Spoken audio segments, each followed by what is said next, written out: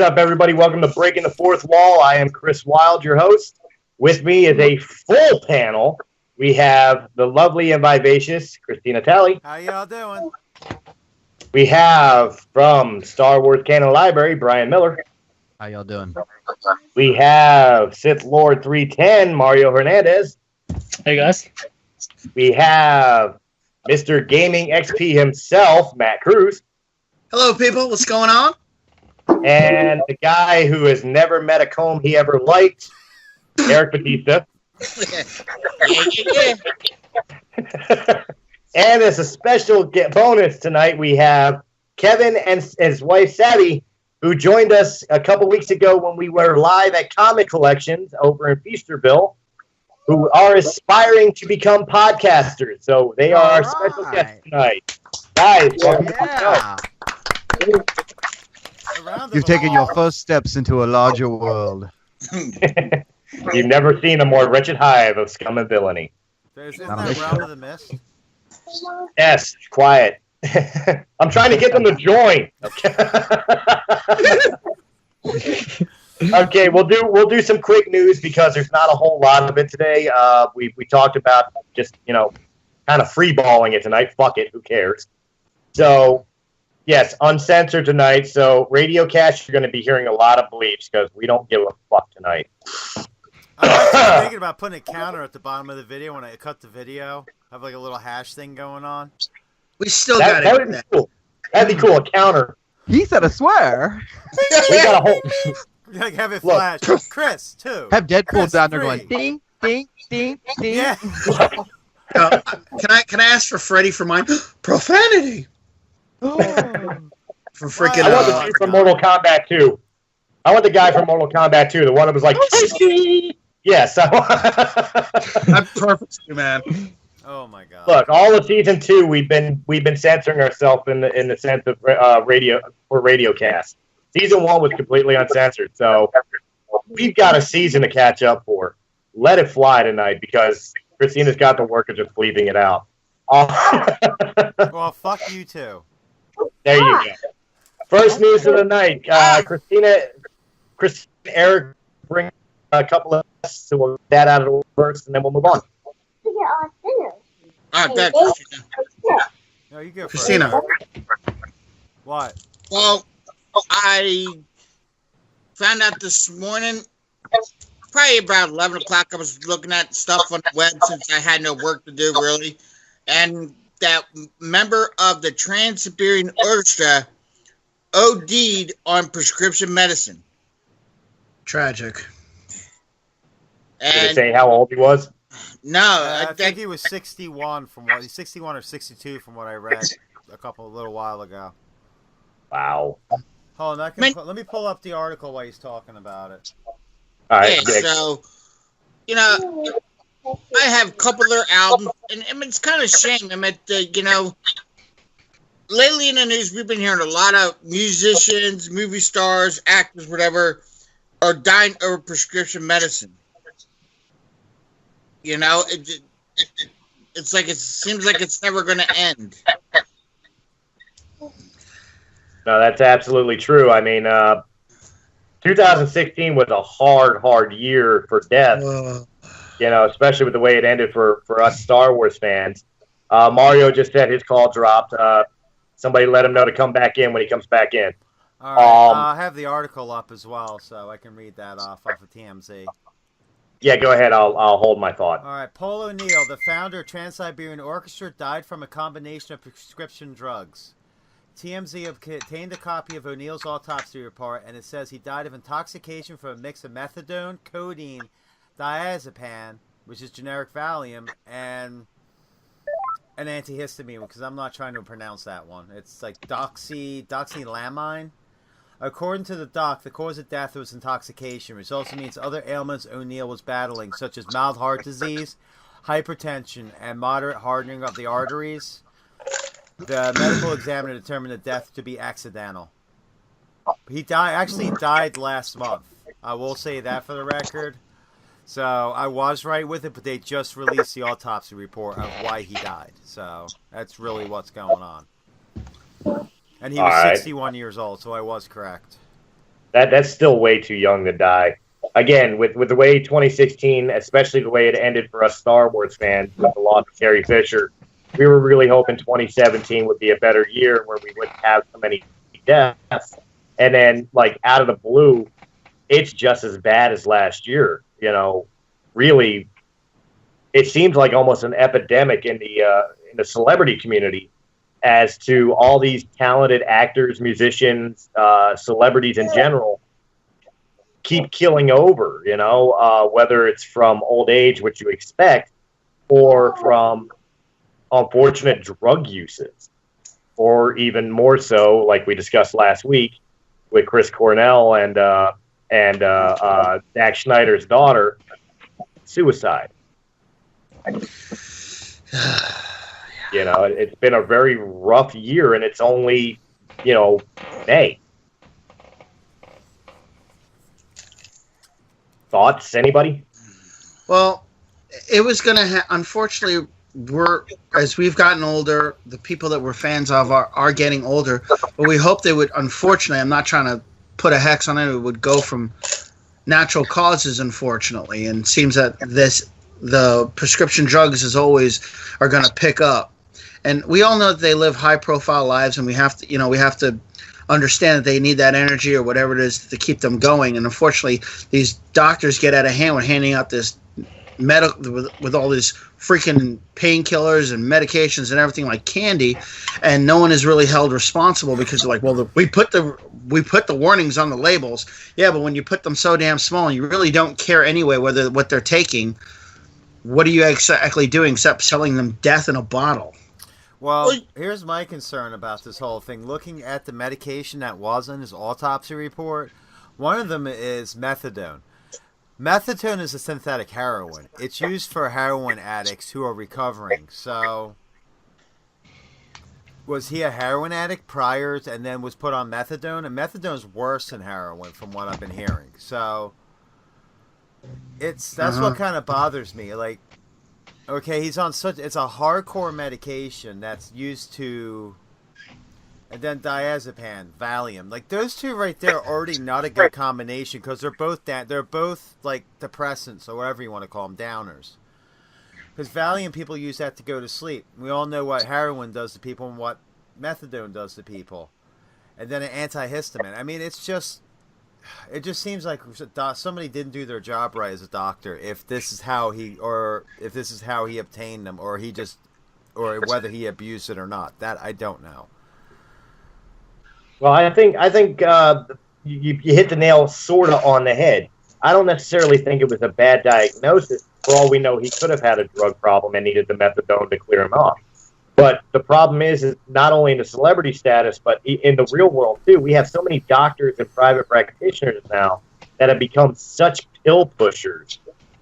You know, instead of trying to find the root of the problem and fix the problem, it's always just take this, take two of these, take two of these, take two of these. Here's some free samples of this and then that. Like, it's too easy to gain access to drugs nowadays because it doesn't seem to be regulated the correct way. Well, with any regulation, there's always loopholes, and that's a problem as well. I mean, my thing is, I feel like some of these high-class doctors that these stars have, they don't care about really who their patient is. All they care about is collecting that dollar bills that the stars pay for them. Well, that's all anyone cares about is money in the end. Think about it. If they really cared about that star, I think they would want to keep them around and help them get better. But all they see is dollar signs, not the person in front of them, that it's a human being, even though he might be a star, but he's still a human being. Well, think about it. Well, think about it like this, Eric. I mean, why do you go to work every single day? Probably the same reason I do, to make a paycheck so you can pay bills, so you can maybe enjoy a little bit of something once in a while. Yeah, right. To buy food, to keep a roof over your head, to keep gas in your car, to keep your car insured, keep your car running, stuff like that. That's all a doctor goes to work on. Yeah, that's how a doctor goes to work too for. And unfortunately, there are people out there who sees that opportunity, be like, hey, you know something? I can make some extra money and do this. And unfortunately, that's a realistic outcome as well. all fall to the pitfalls and the traps of all of us. Greed is one of the largest evils out there. I don't know. Now, Oh, go ahead.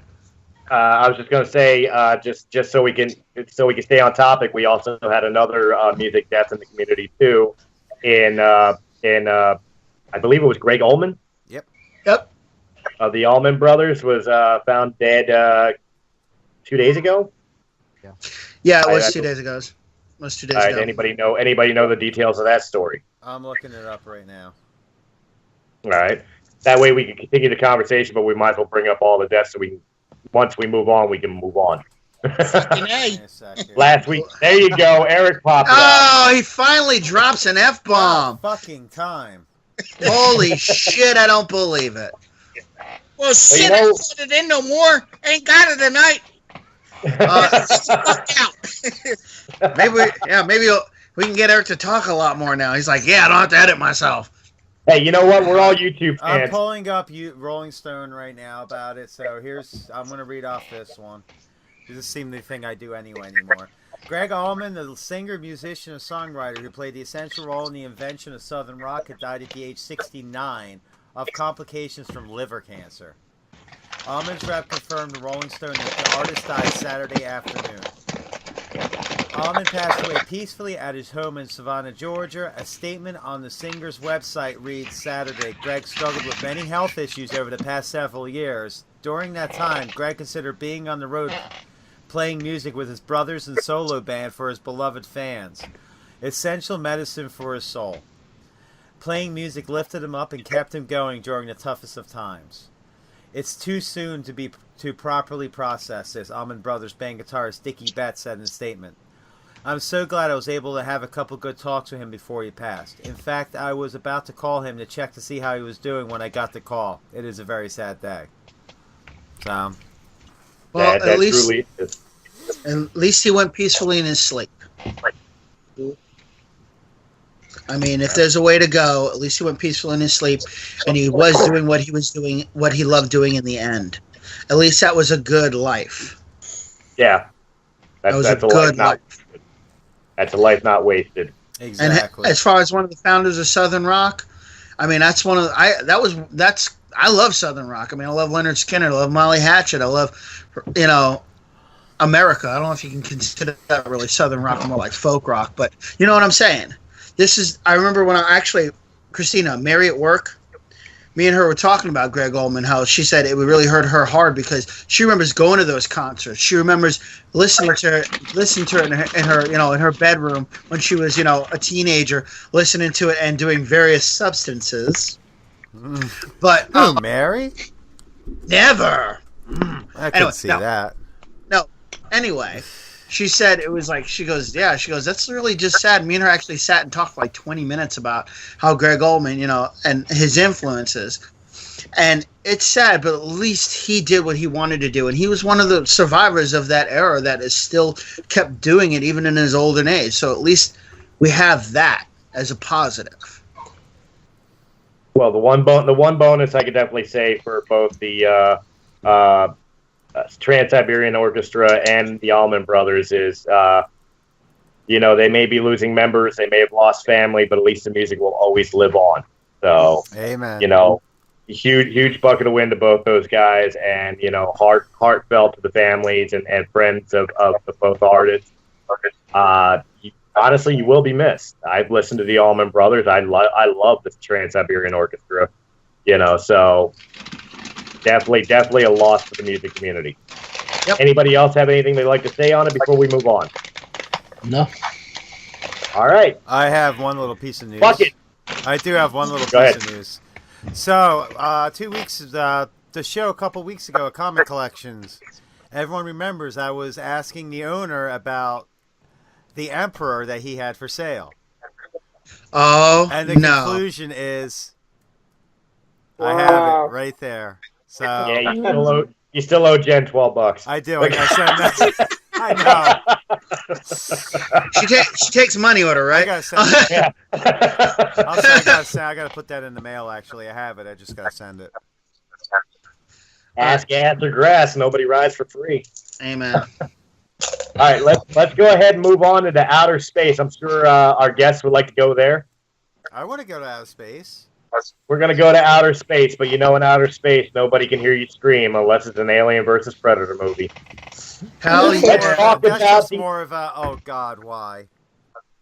Well, yeah, they can't hear you scream, but they can hear you You had sigh. to bring up AVP, man. Yeah, why do you do that? God. Such a Hey, Because we're going to talk about all of them. You're Yeah, such okay. a dick. Bringing up fucking No.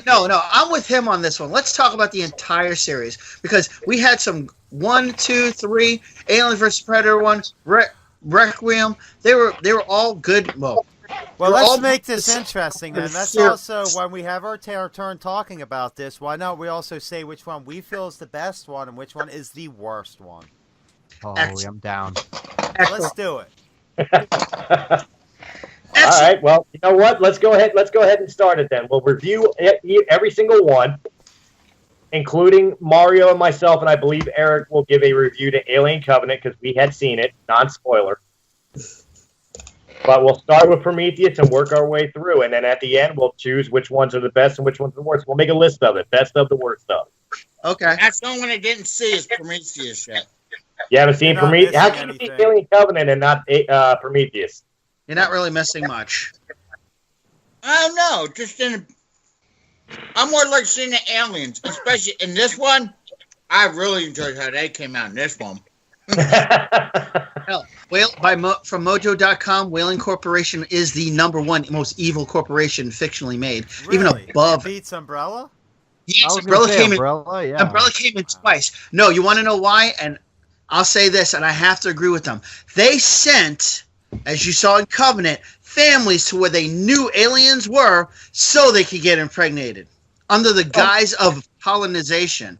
That's evil, man. They knew what they were doing and sending to people. That takes the cake over sending a giant virus that practically wiped out a world. No, they were harvesting creatures that were going to wipe out everything. Well, you saw that long before Covenant. You saw that in Aliens, especially Exactly. the director's cut version of Aliens, where you discovered Yes. how those terraformers and colonists were purposely sent to the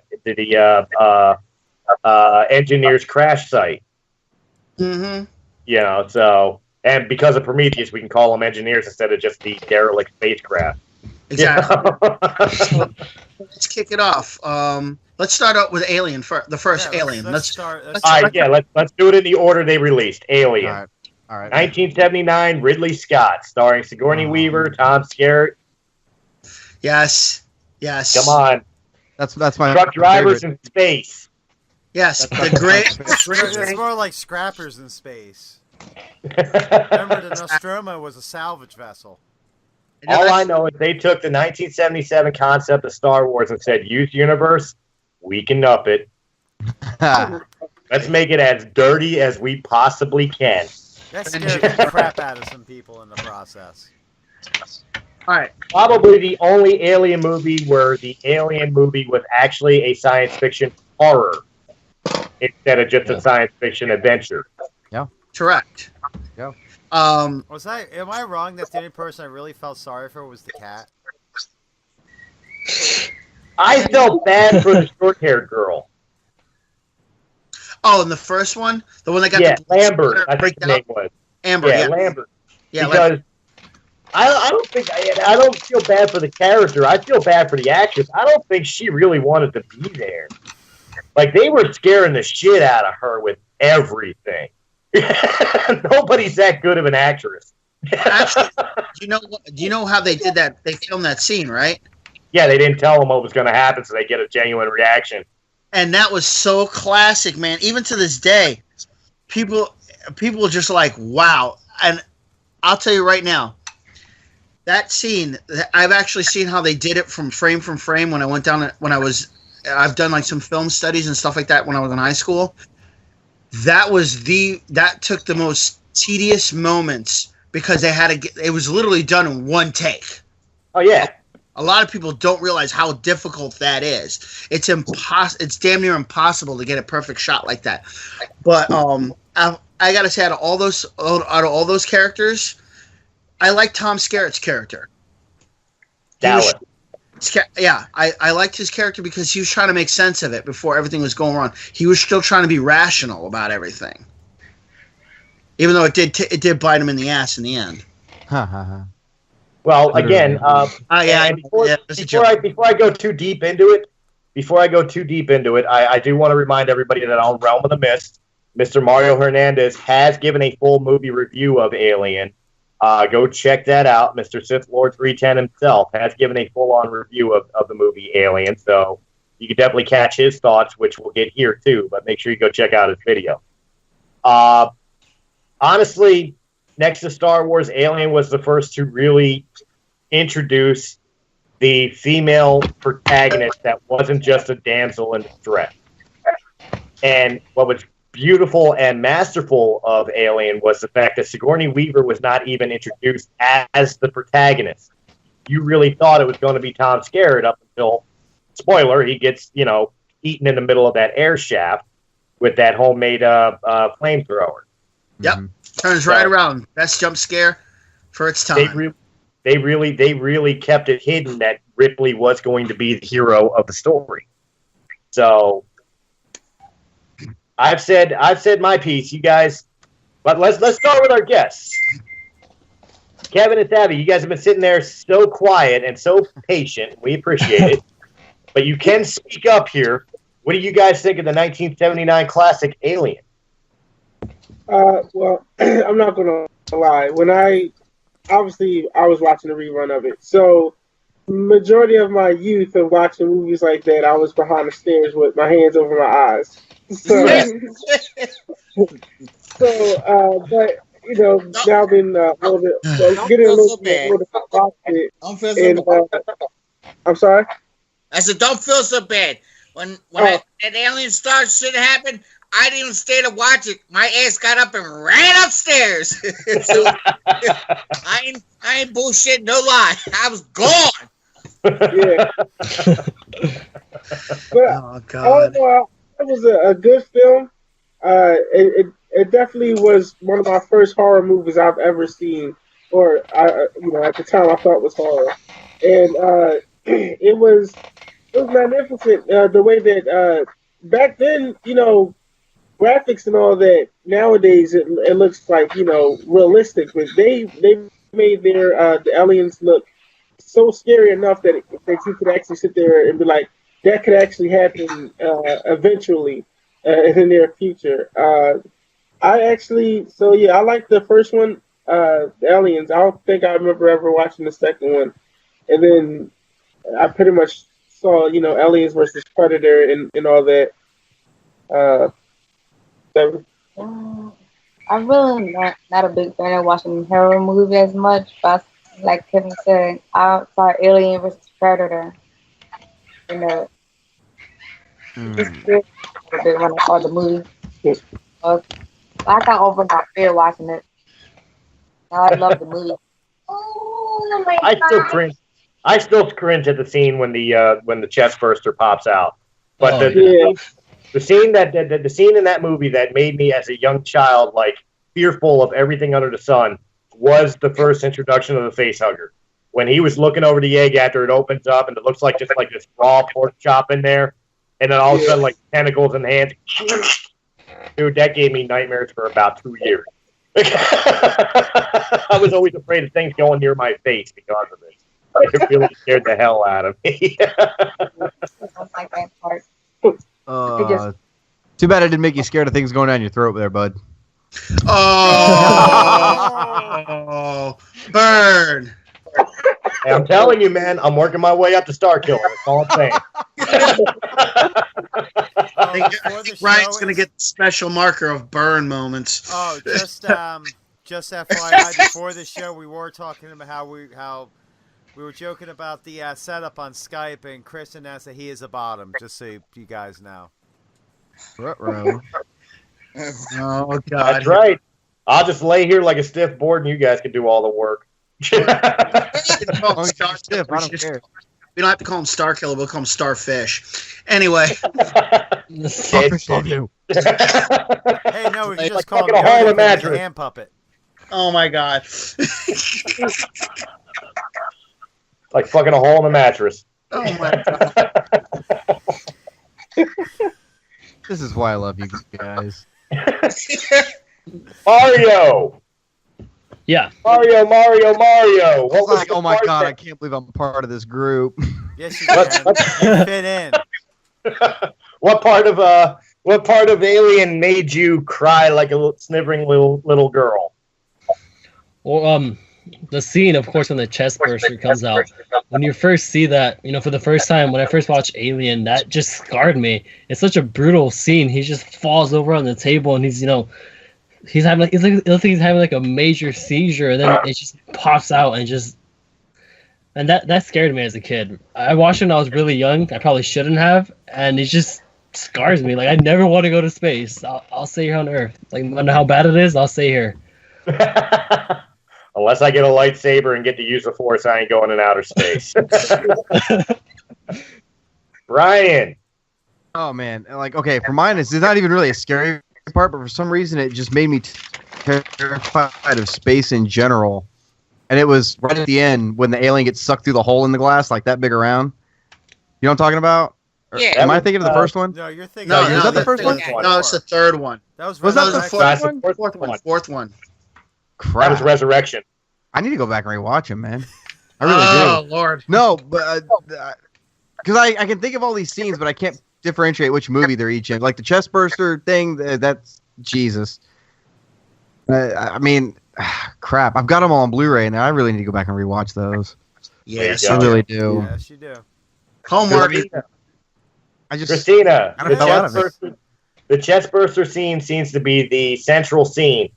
Um, I'll tell you honestly, the only time I ever got over that chest burster scene in '79 is when Spaceballs came out later and did the little parody of it with "Hello, my baby, hello, my yeah, darling." that was the same actor, which was awesome. Okay, John no, Hurt. actually, you know what part really got me worse in that movie than the chest burster? The chest burster did get me. I'm not gonna lie. That was just a brutal, and it was like, oh my god, like you weren't expecting it. The first time you watch that movie, you don't expect it, and all of a sudden here comes this like creature blowing through this dude's chest, and you're like you almost want to throw up a little bit. It was just so graphic. But I think what really got me was the end of it. Was like closer to the end where she was readying the escape shuttle from the Nostromo. Remember, she was running around and she was trying to get she was running through the ship trying to find that alien, but she was also trying to get out of there with the cat. She's trying to find Jones, the cat, or Jonesy. Yeah. I think that part really got me because I'm sitting there like, oh my god, that thing's gonna pop out. No, don't pop out. I was like freaking the hell out watching that. Okay, so that was the first one. Got it. Yeah. I got it. Okay. And then Want to try your answer then? Want to try again, Brian? No, I'm good. Go ahead. I made enough of an idiot myself for one night. Oh. No, you haven't. We've got plenty more movies to We've go got through. like an hour and a half to go. Let's do this. All right, Eric. We talk about aliens and jump scares. I think one of the parts that really made me realize that I'm an animal lover was when Jonesy was in that carrying crate and that alien's looking right in at it. Just breathing on the glass of the carrying crate with that poor cat stuck in there. My heart bled like, oh my god, he's going to eat the cat. Right? Hey, all I gotta say is, it took me about a half hour just to come back to watch it because I was so freaked out about seeing it come out of the guy's stomach. All I can tell you is my aunt and my cousin's like, Eric, come on, come out. It's like, it's okay. I said, no, it's gonna come out of me next. I was like, Oh God. I think we all felt that as a kid somewhere. oh my god, they had me going the whole entire time. He's in the room. Say no, it's not. Oh, they screwed around me with that first Aliens so bad. Why do I envision young little Eric running around the house, and every time he felt he had to take a dump, he was afraid the alien was about to burst out of The it. stomach ache. That's when I thought. Dude, Stomach ache. no. Oh no. No, it's not even Alien that makes me scared. Remember the movie Dreamcatcher? Oh, When the guy's yeah. sitting on the toilet? Yes, Like, yes, that's shit what did weasels. that. Yeah. Shit weasels. Shit That- weasels. Yeah. No. And I can say that now. Bleep me out. I don't care. Yeah, and just keep in mind I do have to go to bed sometime tonight, so try not to overdo it. Sorry. Well, if there was a movie that ever scared me so much and traumatized me so much, though, it was definitely the original Jaws. I saw it when I was 5 years old. And after watching that movie, like, I was afraid to take a bath. I always thought the shark was going to come up through the drain and, like, bite my dick off or something. It was really stupid. Leviathan. Leviathan was mine. That was the one movie that, like, scared the hell out of me when I was a kid. Like, I remember the one part, too, because it was like, where they were in the submarine and they finally made it back to the surface, and you see this damn thing jump out of the water. I was just, I must have jumped. I think I almost put a hole in the ceiling. I jumped so damn high. All right. I was probably like 11 years old at the time. I mean, it was a long time ago. Well, we got a bunch more Alien movies to go through here. Speaking of Alien, let's talk about the sequel, directed by James Cameron. Classic. Aliens, where we get introduced to the Colonial Space Marines, Michael Biehn and the late great Bill Paxton, as well as a Irish woman playing a Puerto Rican woman, Jeanette Goldstein. Jeanette Goldstein. I had a last name. She's Jewish too, yeah. No, I'm sorry. She will always. I don't know what as Vasquez. I must be into really butch chicks because I was so turned on to by her when I was a kid. When she had her death scene, I cried. I was like, no, she's only second to Sigourney Weaver. No. Oh come on! What the best line to be your last words? You always were an asshole. Like, best line ever to end, like, to die. Look, right, Gorman, you always were an asshole. I'm sorry, Vasquez. My heart broke. But yes, the movie Alien. Oh, bite me. You got to ride in the car with me tomorrow. Remember that. The movie Aliens introduced numerous different things, but one of the best parts about it was showing Bill Paxton's acting abilities, where James Cameron went to him and said, you know what, you were really good in Weird Science as the dickhead brother. I want you to play that exact same character. It's over, man. I remember that one. Yeah. Over. Why don't you put her in charge? Classic. Run a highway, run an elevator to hell. Going down. Going down. I remember we used to scream that at Six Flags when they had that Tower of Doom thing. Yeah, Free Fall. Why'd you have Free to bring Fall. That That's what it was. Free Fall. Why'd you have to bring that up? That was that thing. We did that combat drops when we were in Afghanistan. When we were in Afghanistan and when we landed at Baghdad. Oh, I didn't throw up though. I didn't throw up. And of course, Alien did introduce us to a new alien, the Queen. Yes. So, guys, go ahead and let's start reviewing the sequel to the acclaimed alien known as Aliens. Matt, you're on my screen first, so you go ahead and go first. Glad to.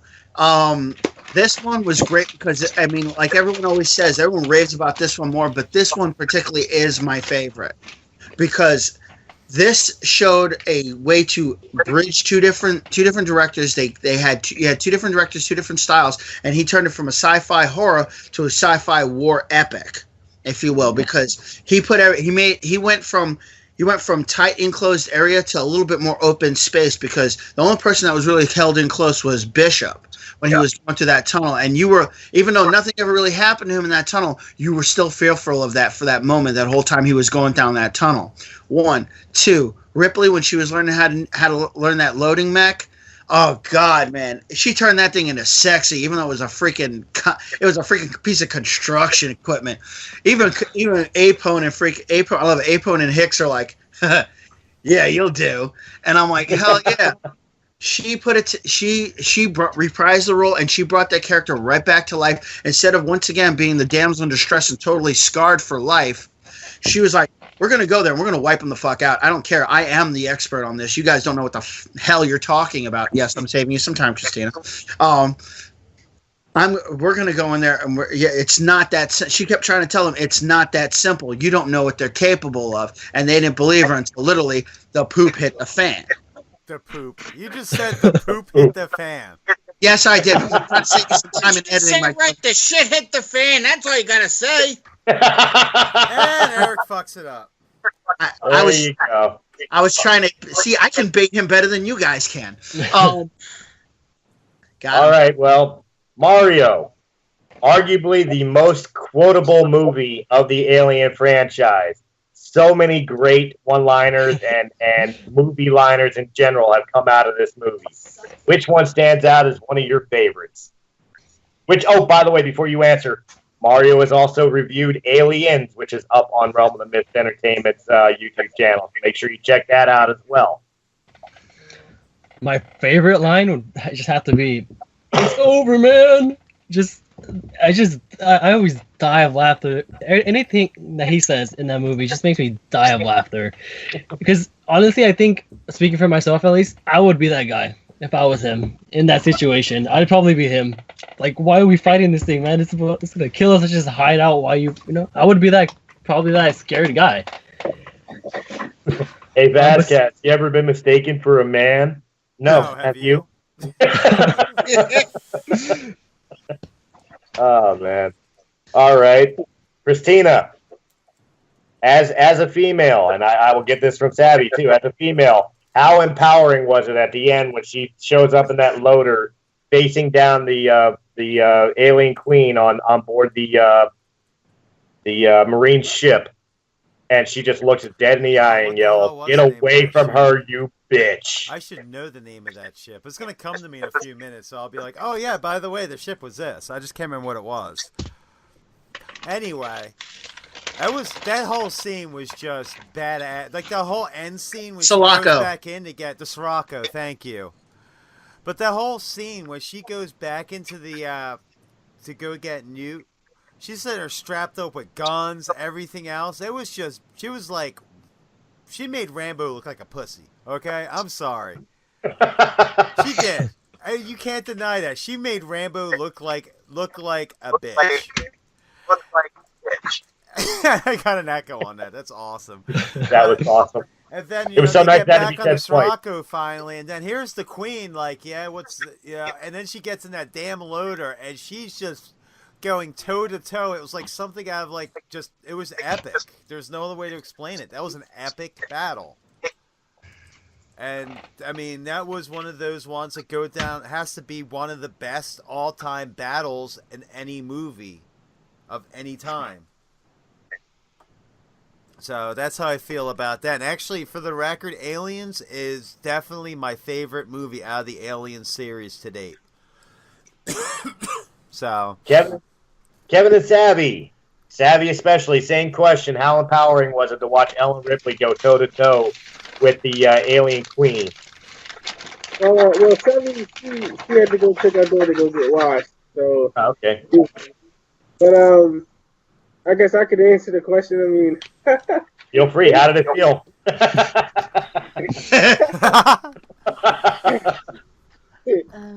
Well, that whole scene was just to see, I don't know. For me, any movie that showed, well, I think she was one of the original women to actually, be like the main star in any movie.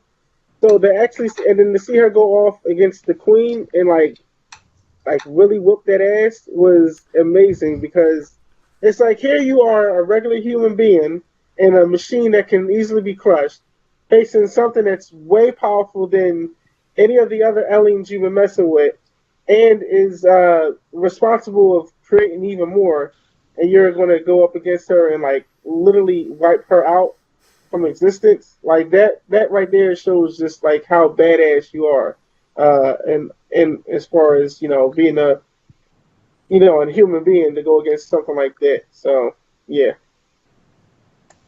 Brian, like I said, man, I got to rewatch him, but I know for a fact that's the one Bill Paxton got ripped in half in. No, he did not. No, man, I really need to watch these. No, that would be Lance Hendrickson. Yes, I really need to go watch these fucking movies again. Bill Paxton was dragged it. Ow, I'm gonna have was dragged down my head's gonna hurt. You know what? I'll go watch him again this weekend. I promise. Homework.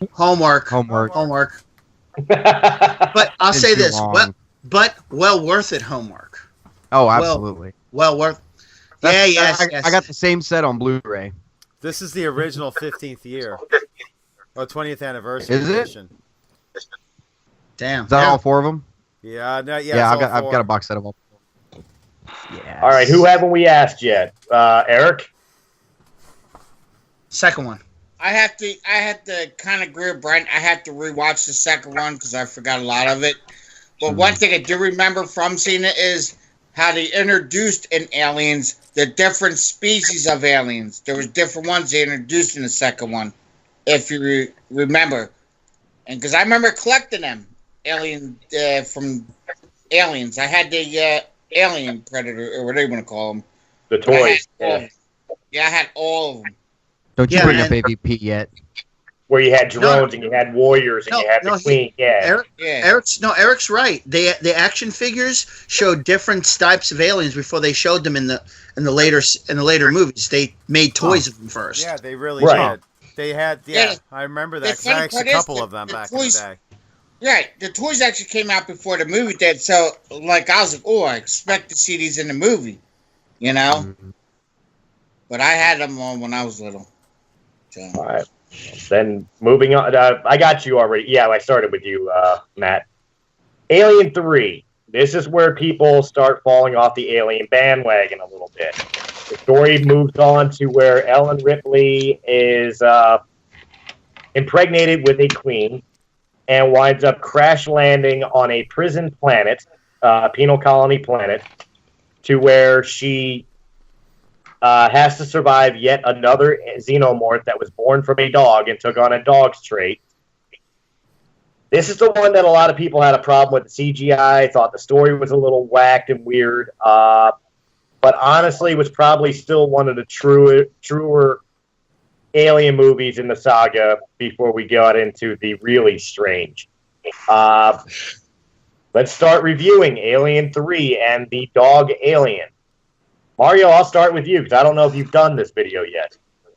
No, not yet. I wanted to save the fans and not talk about this movie. I'm not a fan of this movie. After the third one, and spoiler, the fourth one, I don't like the third one. The fourth one, I completely despise. The third one, the third one isn't completely trash to me. There are a lot of elements of it that I do enjoy.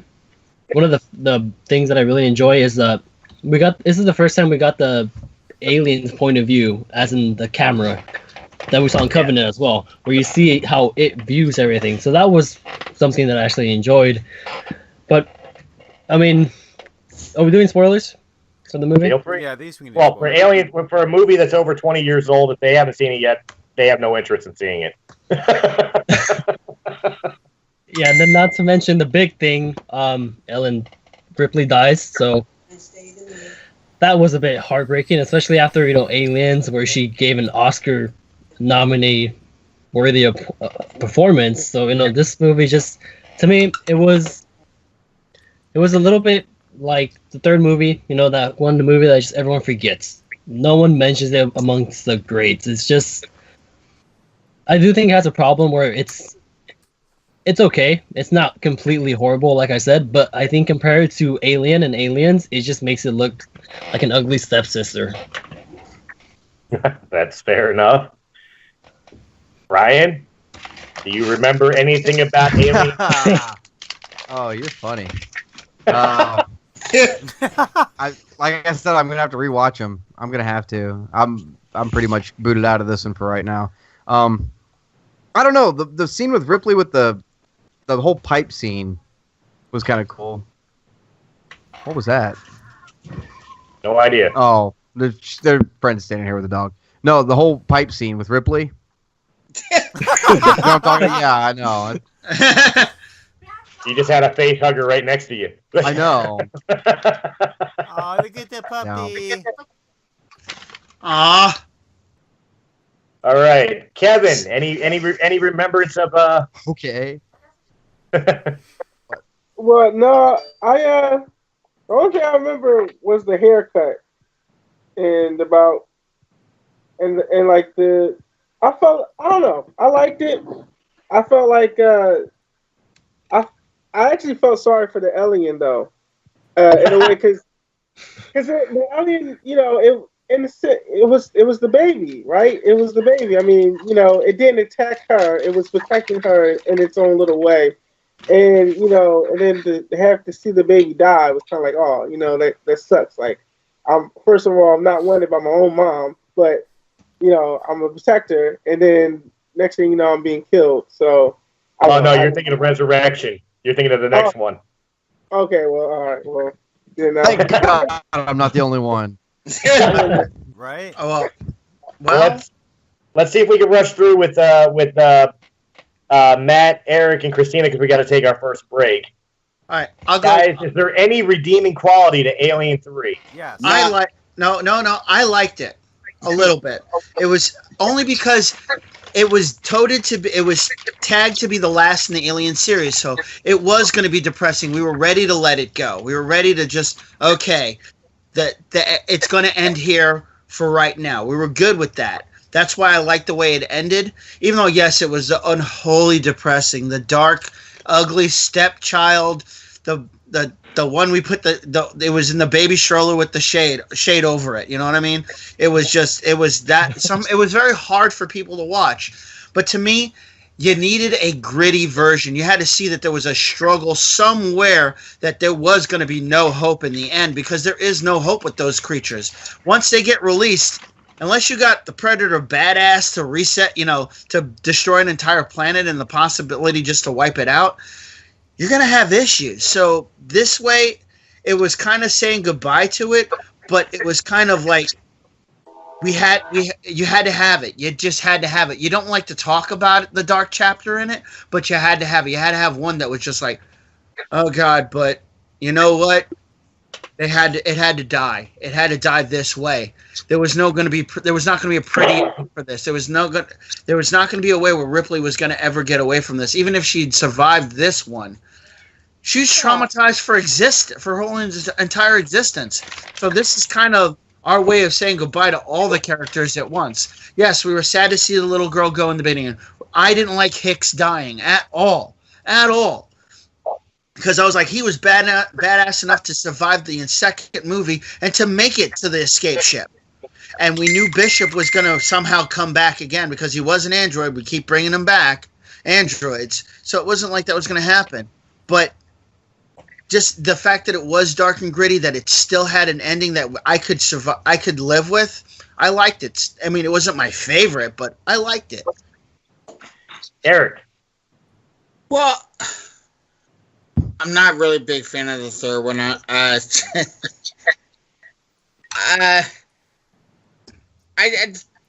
just threw me off. I'm like, okay, so she crash lands on a planet that's a prison, and it's all guys. And her whole concept is she had to blend in, so she had to shave her head bald. Actually, just to correct you, the reason she had to shave her head bald is because there was a lice outbreak on that colony. Yep. Well, there was a lice outbreak in the set. That's why everybody had to shave their heads.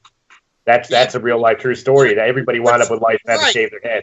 Really? Also, they said they had to pay. So it was also rumored that she also took $1 million to also to shave her head bald.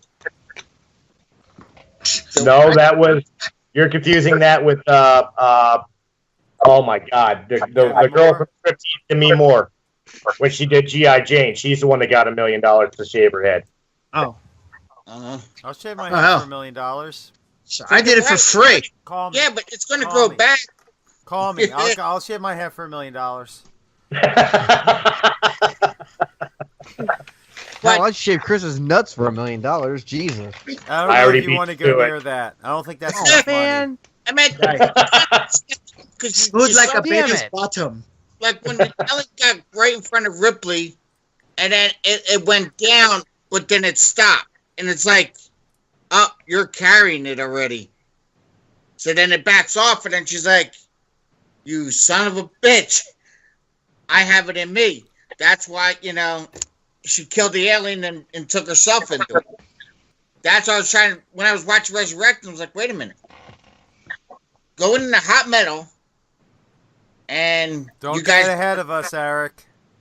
You got to talk about Resurrection. You're jumping ahead. Yeah, we'll save that for part 2 here. But let Christina do her review real quick so we can take our first break. You know something? I appreciate Alien 3 because it was the closer, and it was meant to be a closer. I mean, granted, the story is very dark. It was kind of off, but I understood why they were going with that way. I mean, other how Hicks and Newt died, I thought was a real pussy way out. I'm not gonna lie. It was like, oh, let's just kill them. It's easy. Like, really? Ripley was the only one to survive? It was a bitch out. It was not. That bothered me, because Hicks was badass. Hicks could have survived that crash. I mean, obviously, it was probably something along the lines of, oh, we can't get these actors. Oh, let's just kill them real quick in a crash. It's simple. Like, it seemed like a cop-out. Other than that, I mean, the ending, just the ending of when she throws herself into that molten metal, and as she's going down, like, it's that close-up pan shot as she's going down, and the chest burster comes out, and she kind of holds it in place. I mean, if you actually look at the cinematography of that, that's a beautiful shot. I mean, that was like a 1 in a million. I mean, like I said, I appreciate what they were trying to do. It's not my least favorite movie. I'm not a huge fan of it. I actually like Resurrection better than 3, if that says something, but I understand and appreciate what they did. Well, on that, we only have downhill to go from here, but we'll go ahead and take our quick break on Radiocast FM for some music and some commercials. YouTube, stick around. We'll be right back.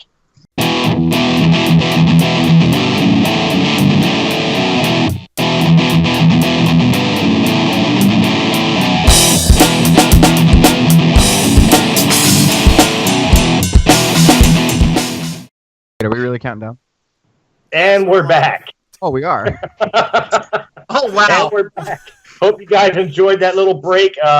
We had some stories that I'm sure we'll probably wind up sharing, but trust me, this is definitely one that'll go up the charts with a bullet. And I promise you it will stick.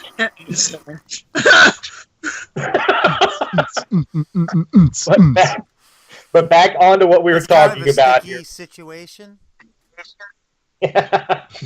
Let's just put it this way: if what's his face no longer wants to play Spider-Man, we found his replacement. Oh my god!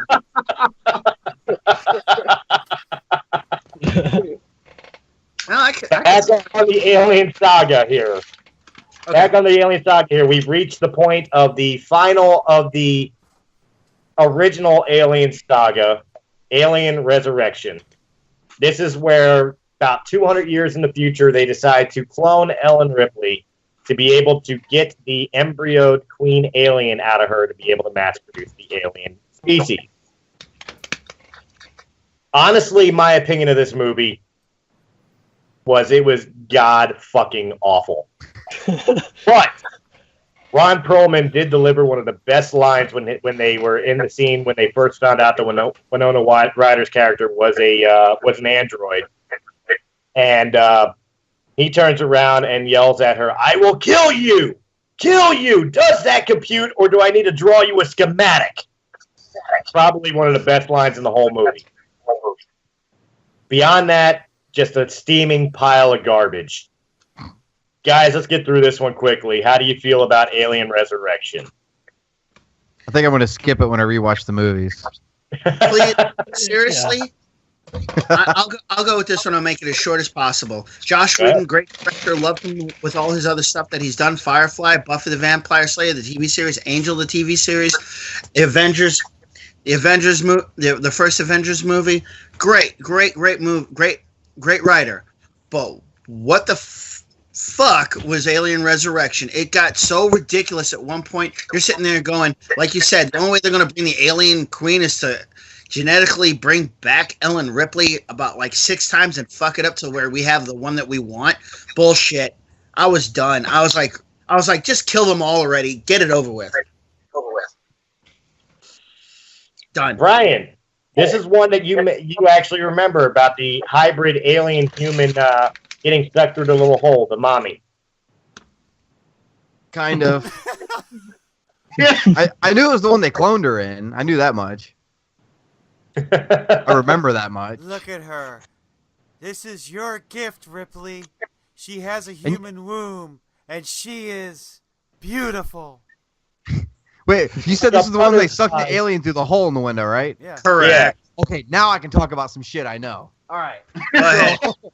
So, no, dude, like that scene, like that's my. I know it's like right at the end, and I know it's like the big climactic scene, but like that scene, like terrified me of space. Like I remember turning around, looking. I remember my mom watching that when I was a kid. I'm like, "Hey, mom," I'm like, "Why?" Like, and she was explaining to me how space worked and all this crap, and I was like, "Huh." Okay, and like I remember I even maybe changed my out view of Star Wars for a little while when I was a kid. Yeah, just a little bit, because with them being in space and crap, I'm like I don't want to. To me, space was terrifying, just because of that thing getting sucked through the window. I'm like, why is it sucking her through the hole? And then I saw like the skin pop and all her in. Like I don't know, for some reason, it just made me terrified of space for some. Like I'm never gonna fucking go, but I mean, like it just for some reason I was like, I don't want to go. Mario, real quick, we'll let you get your review of Alien Resurrection. I'll make mine simple. Fuck this movie. I hate this movie so much. Can we quote that? Yeah. This movie just pretty much destroyed everything that made the Alien franchise good. And the last scene that Brian keeps on talking about, that whole time I was just like, what the fuck is happening? What is happening in this? Like, at one point doesn't she like start not giving birth, but something starts coming out of her human womb? Like stuff just comes up flying out, and I don't even know what happens in that scene. And throughout the whole movie, I was just like, I can't even believe it. I have only seen this movie twice, and I'm never gonna touch this movie again.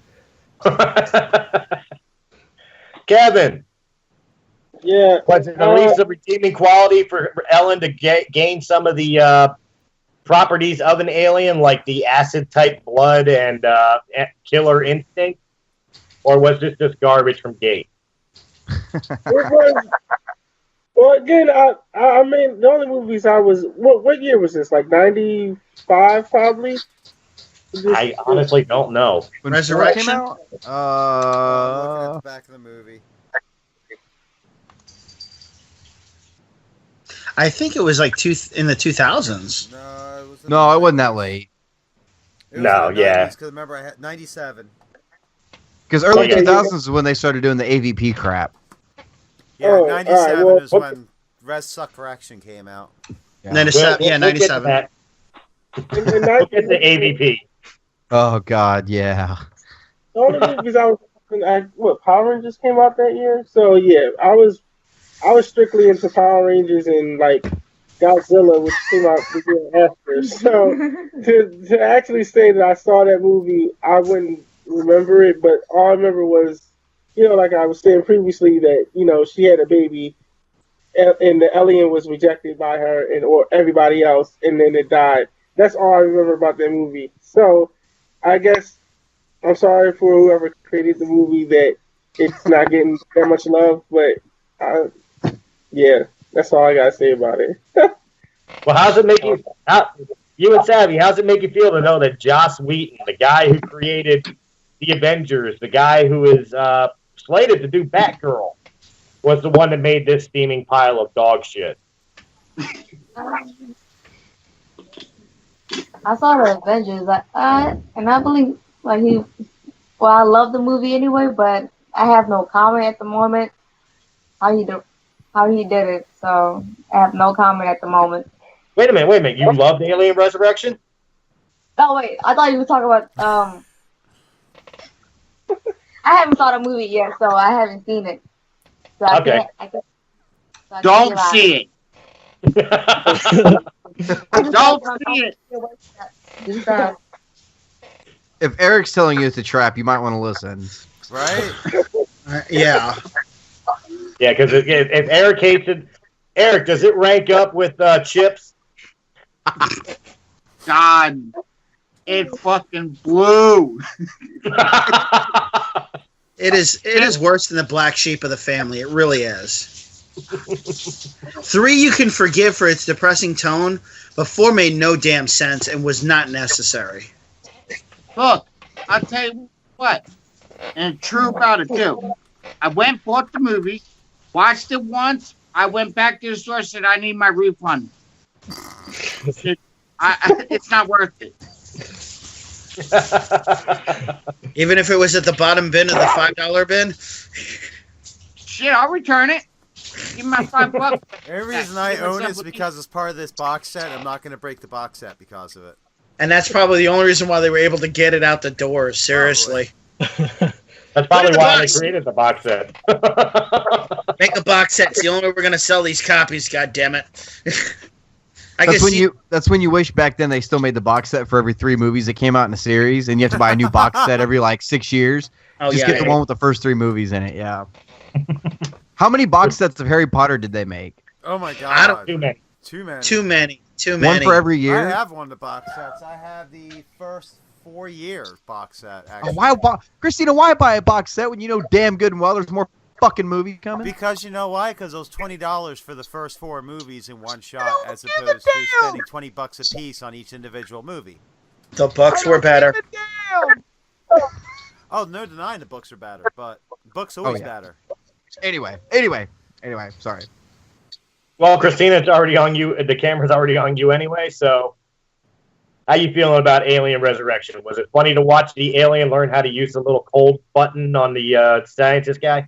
Don't even get me started on this movie. This movie was... I'll tell you, the only redeeming qualities in this movie were 2 actors. That was it. And that was Ron Perlman. And I don't remember the actor's name, but I kind of liked his character because he was kind of badass, was the black dude with the dreadlocks.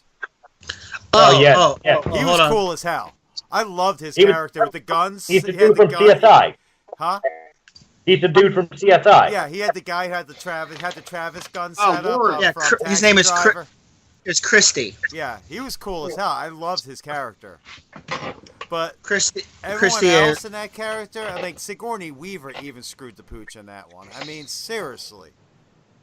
It was almost like her acting was so forced. It wasn't like the other 3 movies. Even in 3, she was still natural in 3. Like when she's acting, it was a natural thing. In Resurrection, it was like she had to force out of it. Just. She seemed highly annoyed. Like she didn't want to do the damn movie. It's almost like her agent's like, "Oh, remember when it was another Alien movie coming out? You have to do it." I don't want it. Do it. It's in your contract. That's what it felt like. I'm only here because my contract says I have to. Nah, I wouldn't be surprised on that. Matt, you're our last surviving hope here. Can we say anything nice about Alien Resurrection? You know what it's like, actually, real quick about Alien Resurrection? It's like seeing that freaking gasoline tractor trailer going off a cliff, rolling down a cliff, taking out a shit conversion potable water plant in the process, and now it's a flaming pile of liquid shit rolling down a landscape about to wipe out a whole city. There. I can't wait to listen to this again with all the beeps in it. It's gonna be great. It's gonna be great. I cannot fucking wait. I'm going to have to do 2 versions for YouTube. I'm going to have to do the edited and the unedited version. We'll have to release the edited version on Thursday, and then I'll release the unedited version on, like, Saturday. There you go. All right. As far as redeeming qualities, I think everybody hit the points with Ron Perlman and Christy as the actor. I'm sorry. What's his name? Brad Dourif's character was so over the top, man. It was all right. Bill Paxton may have been hammy in the second one, but it was appropriate for him to be hammy. This guy was a mad scientist before he was a mad scientist. It was like, it's like, you got to be fucking shitting me here, dude. It's bad enough. Shut up. Will the alien just kill you? I'm glad when he ate your face. I was happy about that. I was glad. I was like, good. And when it ripped out of the guy's chest when the other scientist held the other guy in front of his face, I was like, good. Kill them all. I don't care. Okay? Sigourney Weaver wasn't even happy with this. She's like, give me my $3 million and let me walk the fuck away. God damn it. You know how much damage you're trying to do because of this goddamn movie? I mean, like I said, there was only 2 redeeming qualities. Sigourney tried her fucking best, and you can even see that she was dialing it in with emotions. and you just, I'm done. I was like, wow. When I first watched it, I was like, where are the credits? Where are the fucking credits? Where are the credits? God damn it! Tell me the film's gonna snap somewhere in here. You know, give me a moment of peace before I fucking perform my own lobotomy while I watch this goddamn abomination. Well, unfortunately, when you give birth to an abomination, it means that following afterwards is the afterbirth. Of course, I'm speaking of Aliens versus Predator. Actually, no, there was one more redeeming quality of that of Resurrection before we leave. Okay. Right. The ship was cool as hell. The ship they came in on, the Betty Lou, that was a cool ass ship. Betty? Yeah, the Betty, that was an awesome little ship. For like a little cargo carrier, it was very like, just, yeah, it wasn't, that was the only other redeeming quality I can think of. Okay. I'll throw that in as a bonus. It was a very beautiful designed ship, as Joss Whedon's so well at doing. If you think of Serenity, I mean, that's a beautiful ship. He's just very good. I knew you were going to bring her into this. Well, I knew. Serenity's a gorgeous ship. Any way you look at it. I mean, seriously, look at this thing. Look at it. How could you say that's not a beautiful ship? It is a beautiful, uniquely designed. She got a fat ass. Exactly. Maybe got back. Well, that's why it's a Firefly class. Could look like a Firefly. My anaconda don't want none. So again, back to the afterbirth. AVP. Now this one I know everybody has seen. This brings us back.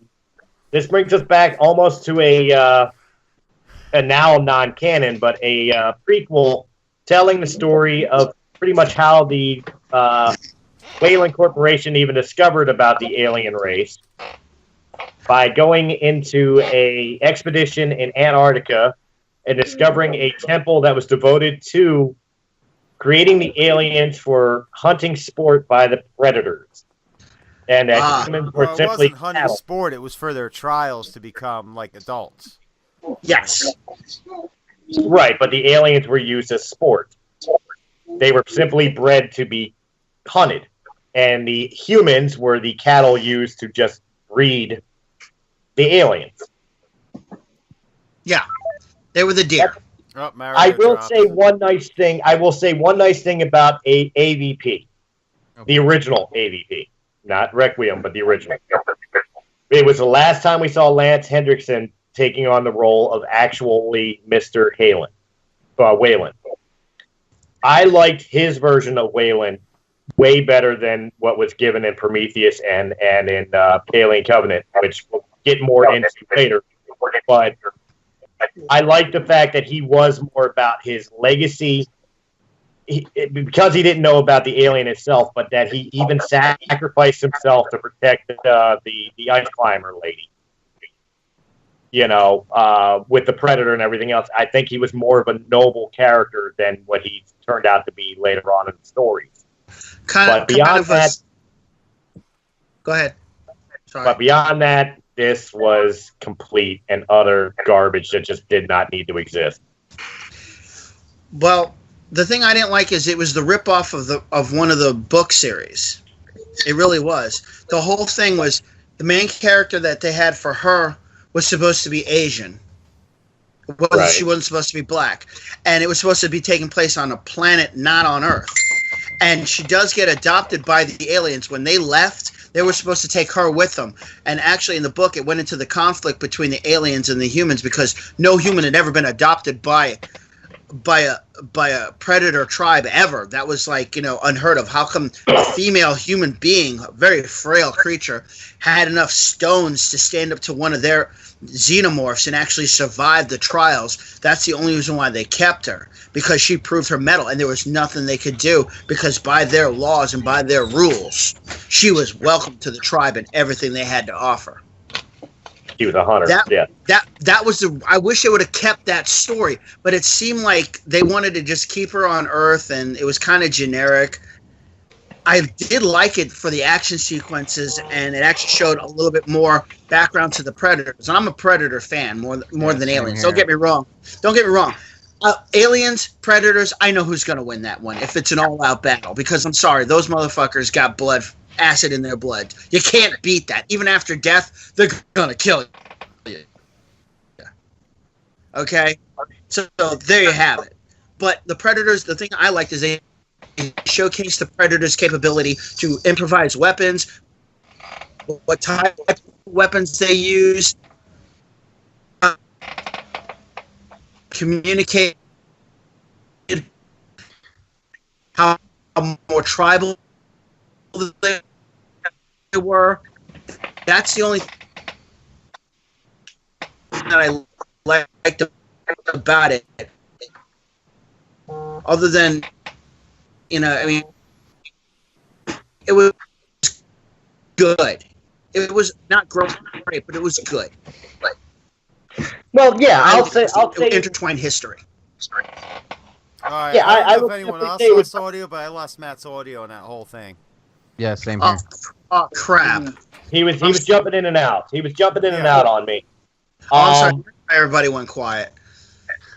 I would definitely say it's the best I can give it as a popcorn flick. Exactly. Like I said, I like the hunter, the predator aspect of the movie, but and how they intertwine the aliens together with the predators. But they could have done so much more. So much more. Christina. Yo. AVP is actually, it's not a horrible movie. It's not a great movie by any means. It's not a horrible though movie. I mean, there were some good points to it. Like, yeah, it showed more of the culture of the Predator. It showed more of, so we knew more of the background of the Predator, which is always a bonus because if you think about the first two movies, we really don't learn much about them. So, yes, that was a positive. Other than that, the chest burster, yeah. The alien Predator chest burster was awesome. I will say that. Oh, the hybrid at the end? Yes, that was one I was waiting for because I remember countless debates I had who would win, Alien versus Predator. We've all had that debate growing up. Oh, who would win, the Alien versus Predator? Alien versus Predator. Da, da, da. It's like the alien would just chest burst the Predator, and Predator relies on technology, and while the alien's complete instinct. So it's kind of one-sided there towards the alien. And in the worst-case scenario, one of the Predators got chest burst, now it's got all their natural skills too, and that's pretty much what happened, as we saw in the abortion of Requiem. Well, the one thing that can be said is people, Christina's age, my age, Eric's age, we had two major geek debates growing up. We had Aliens versus Predator, and we had RoboCop versus Terminator. Oh God! And I will say that for the record, I am the youngest. For the record, but we're talking by months. We're not talking by like years. Actually, I think I got you by like a year. No, I don't think so. I think it's still within the months range. But y'all fart. But yes, all right. Kevin and Savvy. This one I know you guys know. AVP.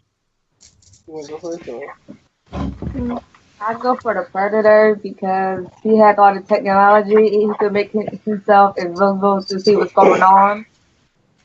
And when he turns himself invisible, when you're in a movie, you can't see that Predator, but you can see the alien. So I'm a really big fan of Predator. So the alien just put me out a little bit. So I'm not really big fan of alien. All right. For me, I felt like like as you guys were saying, who would win and all that. But I felt as though it's like, okay, we have the aliens and we have the Predators, separate movies growing up. That came out, and then people are like, then you had your alien fans and you had your Predator fans. And then, so one day, I guess it was like, well, let's make it together. I didn't know it was a book originally until Matt, said it. So to find out that storyline that's from the book, that sounds like it's awesome. I would rather have took that versus what we got. But you fun of him too. I felt like it was to me, it was a good movie. It gave some kind of like background story for like how the aliens were, apparently made, and their predators using it for sport. It was a little bit fun and exciting. The action scenes were awesome, especially the first action scene when the predator, everybody's down in the pyramid, and they activated.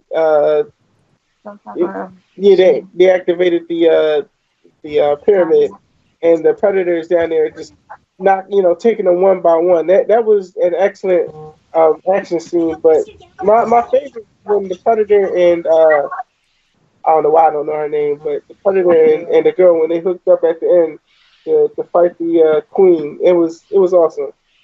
It was awesome. I also like how she stabbed the queen by the stomach when she didn't know she was under her, basically. I just like how she stabbed her in the stomach. So, yeah. So it was basically 2 against 1. I like her to end the movie where they alien and girl jumped over that big hole on the other, and the alien had saved her. So I kind of like that part there. Okay. Yeah. Brian. I'm with Matt. I'm a Predator fan over Alien. Obviously, I watch Predator a hell of a lot more than I have Alien. But anyway, no, honestly, I watched AVP just to see some more Predator action, to be honest. And I mean, that's really all it was. I didn't give a shit about the Alien.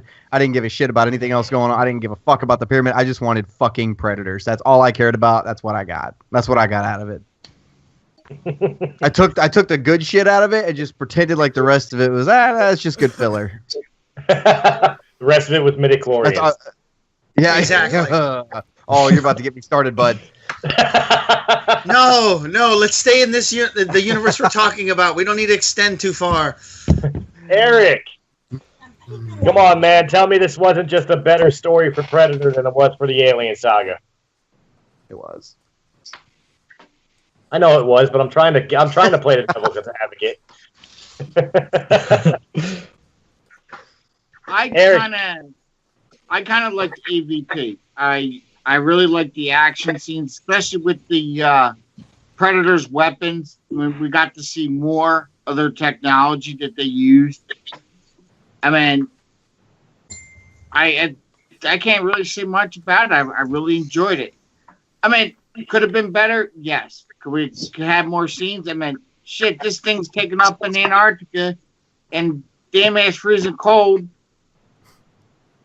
And it's amazing. Damn ass freezing cold, yes, that's a technical term. Yep. Oh, shit.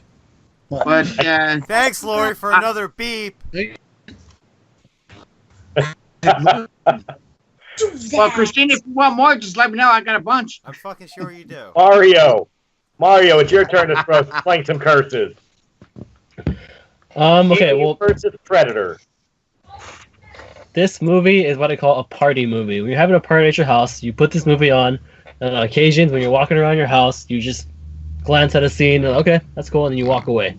Never fully watch the whole movie. And it's just cool to see them fight. To me, it really reminds me of the What If comics. Like, what if this happened? You know, what if this character met this character? What if this storyline never went the way it actually did? One thing I will praise about this movie is the actual designs of the alien and the Predator. They look nice. They look really... I would love to have a statue or a bust of the Predator or Alien based off this movie. They look really nice. The design of them was exceptional. That's pretty much it. Team Predator. Team Predator? They do have the Am I bust. the only one who's Team Alien? No, you're not the only one. Don't get me wrong. The aliens are awesome, but it's always win over technology. Yes, I know, and I've explained that, but I still like the Predators. It's just the clan mentality, the spaceship. It's everything sci-fi and tribal that I could love. So sorry, it's. Oh, come on! The Predators are just the Klingons. No. Whoa. Has anybody seen the dude on that Predator bike that was dressed all in the Predator outfit? The full gimmick? Yeah. I've Like seen that that. high wall. The Yeah. highway. Yes. Yeah. That shit was awesome. I was like, let me get that bike. I want it. Yeah, you can't ride it. Let me tell you, I can ride a fucking motorcycle. With training wheels. But yeah, well, how many training wheels do you need? Ring, ding, ding, ding, ding, ding, ding, ring, ding, ding, ding, ding, ding. Don't give my man shit. Just give him a good low ride. You gotta worry about that shit. Look, he's okay. He can ride a motorcycle as long as it's got the streamers and the little bell. And a Ching, little ching, ching. basket on the front, right? With ET sitting in it. There you go. Well, let's go ahead. I still miss my Knight Rider big wheel. The Knight Rider big wheel. Yes, let's go back to that. All right, let's move on from AVP to its sequel, which honestly to me ranks up with the all-time greatest versus movie of all time, Freddy versus Jason. This movie was a hot mess. Alien versus Predator Requiem. No. The only positive thing I can say about this movie is it was filmed in Boulder, Colorado. And if anybody who knows how I feel about Boulder, Colorado knows that's not really a positive. The only cool part about Requiem was when the kids are at the fucking high school and the thing's coming over, and then I think it was the Predator shot the weird hubcap shaped blade and pinned the girl to the fucking wall. You know what I'm talking about? Yeah. Holy crap! That was the only cool thing in that movie. That was that movie was way over explained. They tried to replace Ripley with a female soldier, which didn't translate well, which freaking turned into like you said, a holy hot mess. Things just kept getting worse and worse, and then it was like, let's see what else we can do to screw the fans over out of a secondary. I mean, the first one was acceptable and passable by some standards, but this one, they came off the rails. They crapped on us. They shit on the fucking franchise, and anything they could have done afterwards, we would remember this fucking piece of trash as the entire fucking as its entirety, and look back like they still fucked it up. They still fucked it up. They still fucked it up. They still fucked it up. And yes, I know I'm going too far with the still fucked it up, Christina. And everyone's gonna be like, you know what? It's like that argument with your girlfriend that you just can't win. It's like, you know what? Yeah, you still slept with her ass, fucker. You're still gonna have to face that shit. You slept with her. You're losing that argument, bud. Exactly. That's the point. Wait a minute. Wait a minute. I just want to be clear. So you're saying they fucked it up? Dude, I've gotten to the point now I don't even hear the fuck bombs anymore. All I hear is beep beep beep beep beep beep beep beep beep, like freaking Morse code. That's all I'm hearing, man. Oh my god! He's gonna have my balls in a ringer. I know it. Oh wait till the show's over and your wife comes up to you and says, "So who did you fuck?" Keep the camera rolling. Mario, you're our movie guy. You're our reviewer. Was there any redeeming quality to Requiem? I mean, did we at least like the Alien Predator hybrid, or was this just a complete disgrace to both franchises? Honestly, I love this movie. No! I'm kidding. Oh, thank goodness. I hate this movie. I'll lose it for you, man. Oh, give me a fucking heart attack. No, I hate this movie. Wait a minute. I was the only one that was excited that he loved it. Like we would have an opposing view. Sorry. Go ahead. I'm sorry. I hate this movie, man. This movie, again, it's just like Resurrection. A movie that just killed a franchise and just pretty much, like Matt said, it just shat on everything that it accomplished and it shat on the fans. Just a big fuck you to the fans. It just ruined it for us. Especially with the whole... This movie did everything that a cliche horror movie does. Teenagers, trying to make them look like we actually care about these characters, and then they just get killed off. And some pizza guy, really? Oh yeah, I know, right? That's all I have to say. Christina, is this movie truly the Jason X of the Alien and Predator franchise?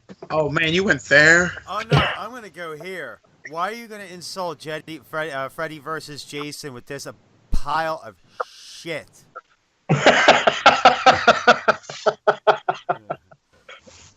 Tell us how you feel. That's how I feel. No. That's it? I have this goddamn movie, and I don't think I've even opened it. I've had it for like 6 years. Oh, did I? Yeah, the damn thing's still closed. I've had it for like since it first came out. I think I. Hold the fuck up. Hold on. Hey, you're stuck on a cord. Okay. Well, while she's It has been open, but I think I watched 5 minutes of it, and then, yeah, that's how I feel about that movie. Okay. Eric, you're a little bit more forgiving of movies than most other critics. Did you find anything? Requiem. Find anything even remotely entertaining in this movie? I'll be honest. I own it. Watched it 2 times. I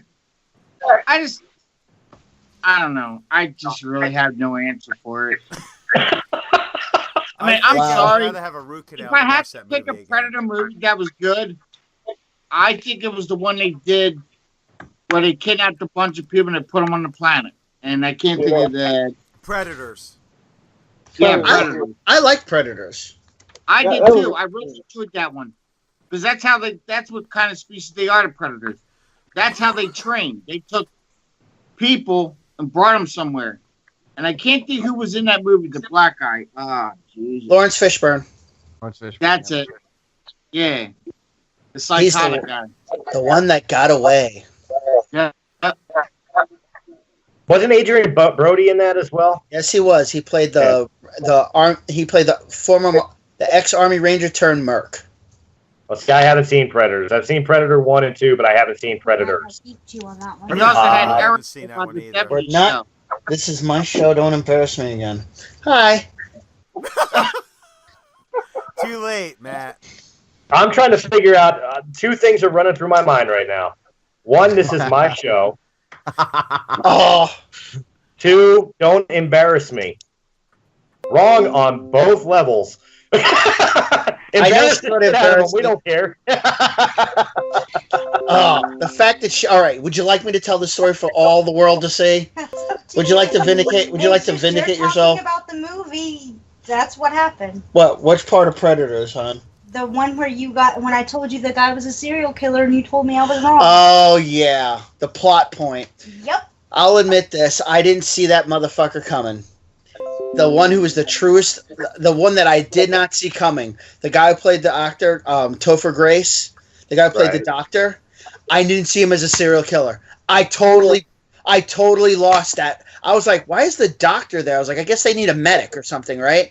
It did not dawn on me that the guy could be a serial killer. It did not dawn on me. And then I was like, man, that's really impressive. Only because out of all the psycho motherfuckers in the world, they picked him. I mean, the other ones were kind of obvious. You had a Spetsnaz, you had, not Black Gorilla Family, but you had that other guys from the Sarajevo. You had former Army Ranger, then you had the Colombian Revolutionist and all that other stuff. And then you had a doctor, the red herring, totally threw me. And I was like, oh my God, here's my serial killer card, honey. I'm sorry. And yes, I know it's your show, Chris. Jesus. That's all of our show. It's all of our show. Kevin and Sabby, AVP Requiem. Any hope for it at all?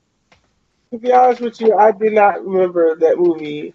I was sitting there like, what are you guys talking about? And then that's how just like there's only 2 movies I've ever hated in my life. Like, man, I even went to a movie theater.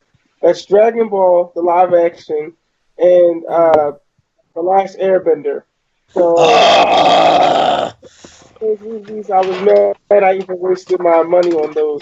But I definitely did not remember this movie. So I guess there's my answer. I didn't remember it even existed. So let me just say this: you got to take a page out of my book. I paid $10 to see that Jason X, and I didn't even stay for 5 minutes. I got up out of my seat and went outside and stayed out there for 2 hours. That's how bad that movie got me. Cursing up a goddamn story. Get the fuck out of here. They make him in space. Get out of here. Get the fuck out of here, you fucking yam bags. All right, sorry. Sorry, Tabby. Go ahead. I haven't heard of that movie name, and I never saw it, so I couldn't give out no comment on that movie. I just never seen it. Well, based on what you're hearing here, is it something you're going to sit down and try to look for? Hit a red box for? I don't know, maybe.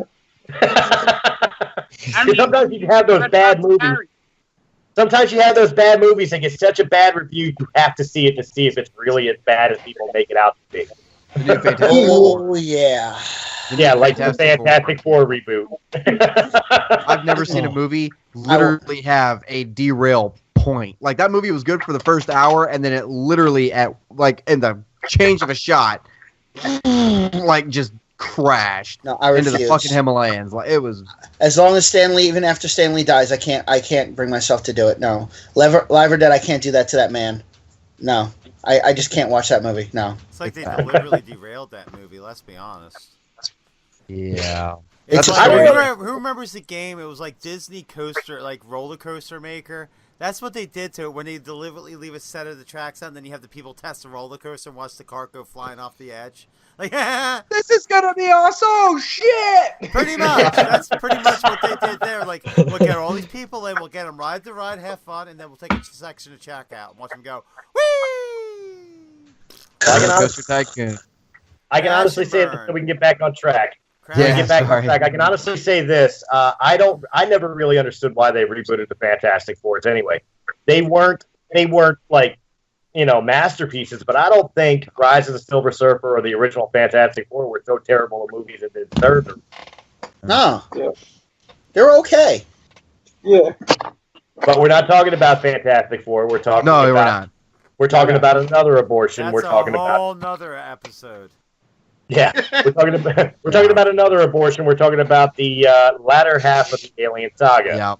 Yeah. We finished with Alien vs. Predator Requiem, so let's move on to the now considered prequel saga, where Ridley Scott starts taking back over the Alien story and starts it all over again with Prometheus. The story of humans. Quite honestly, I don't even really get it. They go looking for their God. They go looking for who made humanity, where we come from, who are we, and they wind up on this planet, being tracked in by a signal. Surprise! That later on they discover was an engineer, which was the big derelict spaceship and the big aliens that you saw in the original Alien movie. And we find out that they created us, and that they were so disappointed in us, they were going to use this black goo parasite spore to destroy all of humanity. Which kind of led into a whole bunch of different things of creating genetic monstrosities. And, of course, a psychotic robot, which Ridley Scott seems to love, and Michael Fassbender. Guys, Prometheus. Love, hate. All right. Go ahead. All right, now I'm going to explode because I fucking hate this goddamn movie.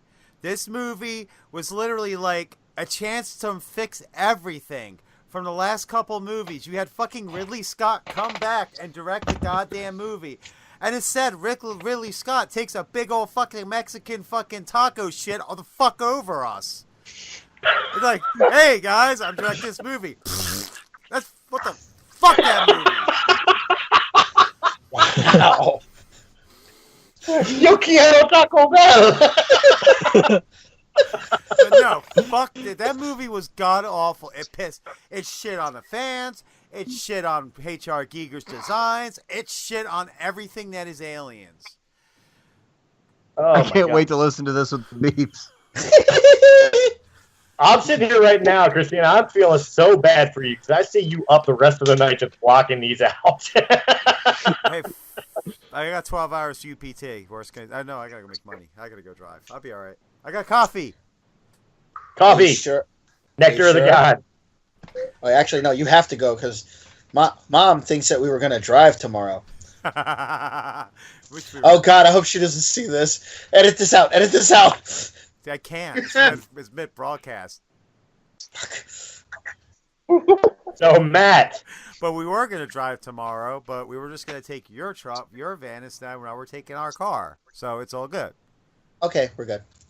Okay, Matt, you want to pick some corn out of this flopping Mexican taco shit? Actually, yeah, I was going to. I was like, it was so goddamn fucking confusing on all the shit they were trying to fucking do in this movie. It's like it made no goddamn sense. It's not they didn't derail. They never even got out of the goddamn station. They fucking... They barely explained it. They sewed it together with such thin thread. You're sitting there going, okay, it could be? No, it's not a could be, people. We need some definitive answers in this. If you're going to say this is the prequel, you got to set a law, set a rule, keep with it, keep going. Even if you derail a little bit, you can always come back to it. No, we're just going to power dump on this thing, and we're just going to freaking walk away from it and say, they'll pay $8 an hour, $8 to watch this fucking pile of flaming shit. I love the power, Duke. I mean, it's so bad that Ridley Scott, like, it's true that Ridley Scott pretty much made Covenant to make up for it. Okay? Well, we'll get there. Kevin, Savvy, have you seen Prometheus? No. No, I haven't. And I've seen like bits and pieces of it, and I guess when it was on TV, and I went to go, I turned to it, and I was like, this isn't interesting. It's not. All I remember is a big machine stepping up and like stepping on somebody or falling on someone. I was like, what? To me, I didn't feel like it had any connection to aliens. Like I literally thought it was its own movie that they just made, out of the air. So, yeah, that's about it. That's all I got. And the alien design. Yeah. So I just haven't seen the movie, so can't really say anything about it. All right. Ryan, come on, you had to have loved the wiggling sperm. That's where you go with this. The wiggling Not sperm. a good enough reason to use the word sperm. Actually, I've never seen Prometheus. Go to I was gonna Taco go Bell, go sit in the bathroom for an hour, and you'll see Prometheus. I was gonna go see it, and then the reviews came out for it, and I said, "Fuck it." So I didn't actually go. I've actually never seen Prometheus. It's $3.74 in the Walmart bins right now. And Go I ahead and get still some. won't buy Yeah, but that's like 3 McChickens I could have instead, man. Like I still won't buy it. Sorry. You could do a 3 total. McChickens, Prometheus. I go with the fake. Go with the fake chicken. Go with the fake go chicken. Yeah, with chicken, hell yeah. definitely. At least you might be hungry for 5 minutes. At least I Won't be was hungry. gonna say something. I was going to. Satisfied for 5 minutes. Oh wait, yeah. no, that's Chinese food. Eric, Forever. We lost Savi and Kevin. See that? I'm sure they'll come back in. Yeah. Eric, I haven't seen it, and after what I'm hearing from Mr. Miller there, I don't think I want to waste my money. Oh, not after Chicken what you sound heard pretty from damn me, good, right? don't they? Not after what you heard from me. It don't matter. I'm glad I haven't seen it, and I don't. I'm hearing from the panel, I don't think I want to see it. You don't. Like I said, go to Taco Bell and go sit in the bathroom. There's the short version of Prometheus. Oh, I eat. That's Chinese food, man. It's just All as right. painful. all right, here's our last chance here. Our movie reviewer, Mario. Is it safe to assume that people should just save up their money and go buy a McRib? Goddamn, better when those fuckers come out. Oh, hell February. yeah. I love me McRibs. February. February, watch it. Okay, this movie is divisive. It's like Man of Steel to me. Either you love it or you hate it. There's people on both boats, and there's hardly anyone who's really in the middle. But I am in the middle. I enjoy the movie, certain aspects of it, but not. I do understand why people hate this movie, because when Ridley Scott said, "Oh, it's not a prequel to Alien," okay, but then at the very end you get the Deacon. Am I correct? Yeah, the Deacon alien. Yeah. Yeah, and the movie looks beautiful. You can't take that away. It's an amazing looking movie. But it's like a girl you find, at a bar. She looks nice, but don't take her home. Don't take her to meet your mom. That's not what you want to take. It's just once you get to know her, it's not going to be good. This movie it confuses you. Like Matt said, it just leaves you with questions like, all these other questions that you really shouldn't have. Like, you shouldn't need to have so many questions after a movie. Yes, it's good to have open-ended endings and stuff like that, but not to this point where your entire audience is like, what the hell just happened? And then, not to mention, when the movie ends, you don't really get the prequel to Alien. It's still years apart, and for sure that ship no spoilers or spoilers, yeah. Spoilers for Prometheus, not for the next one. Okay, yeah, when it kills pretty much the entire crew, that's not the ship from the first Alien. It's not. That was like, yeah, it was same quadrant but not same planet. Yeah, so it just pretty much leaves it open. Like, okay, so you said that wasn't a prequel to Alien, but then it kind of was. But then again, it pretty much wasn't, because it had nothing to do with Alien. It really didn't leave us off where Alien, starts off, and it just left more questions. And to me, it's a movie I call sequel bait. Left it open just to make another sequel and just to start a new franchise. Well, see, that's going to lead into what I was going to say. I'm kind of in the middle with Prometheus, too. I thought it was confusing. I don't think it really tied into the Alien story the way it was promised to, with the exception of the engineers and the derelict ship, although it's not the same ship. It because of the fact that they even were introduced into the movie, you knew it tied in. But beyond that, it really didn't connect too well. But I'm on the fence because I think Prometheus is one of those movies that'll probably make more sense once the trilogy is done. And you definitely saw that come to play with the next one we're going to talk about. And I'm going to let Mario start this one off here. Alien Covenant. Just came out last week. Three of us have had the opportunity. Break before that, because we're at 50 minutes. Yeah, let's go ahead and take our quick break for Radiocast FM. We'll come back with Covenant and our movie picks of the week. So stay tuned.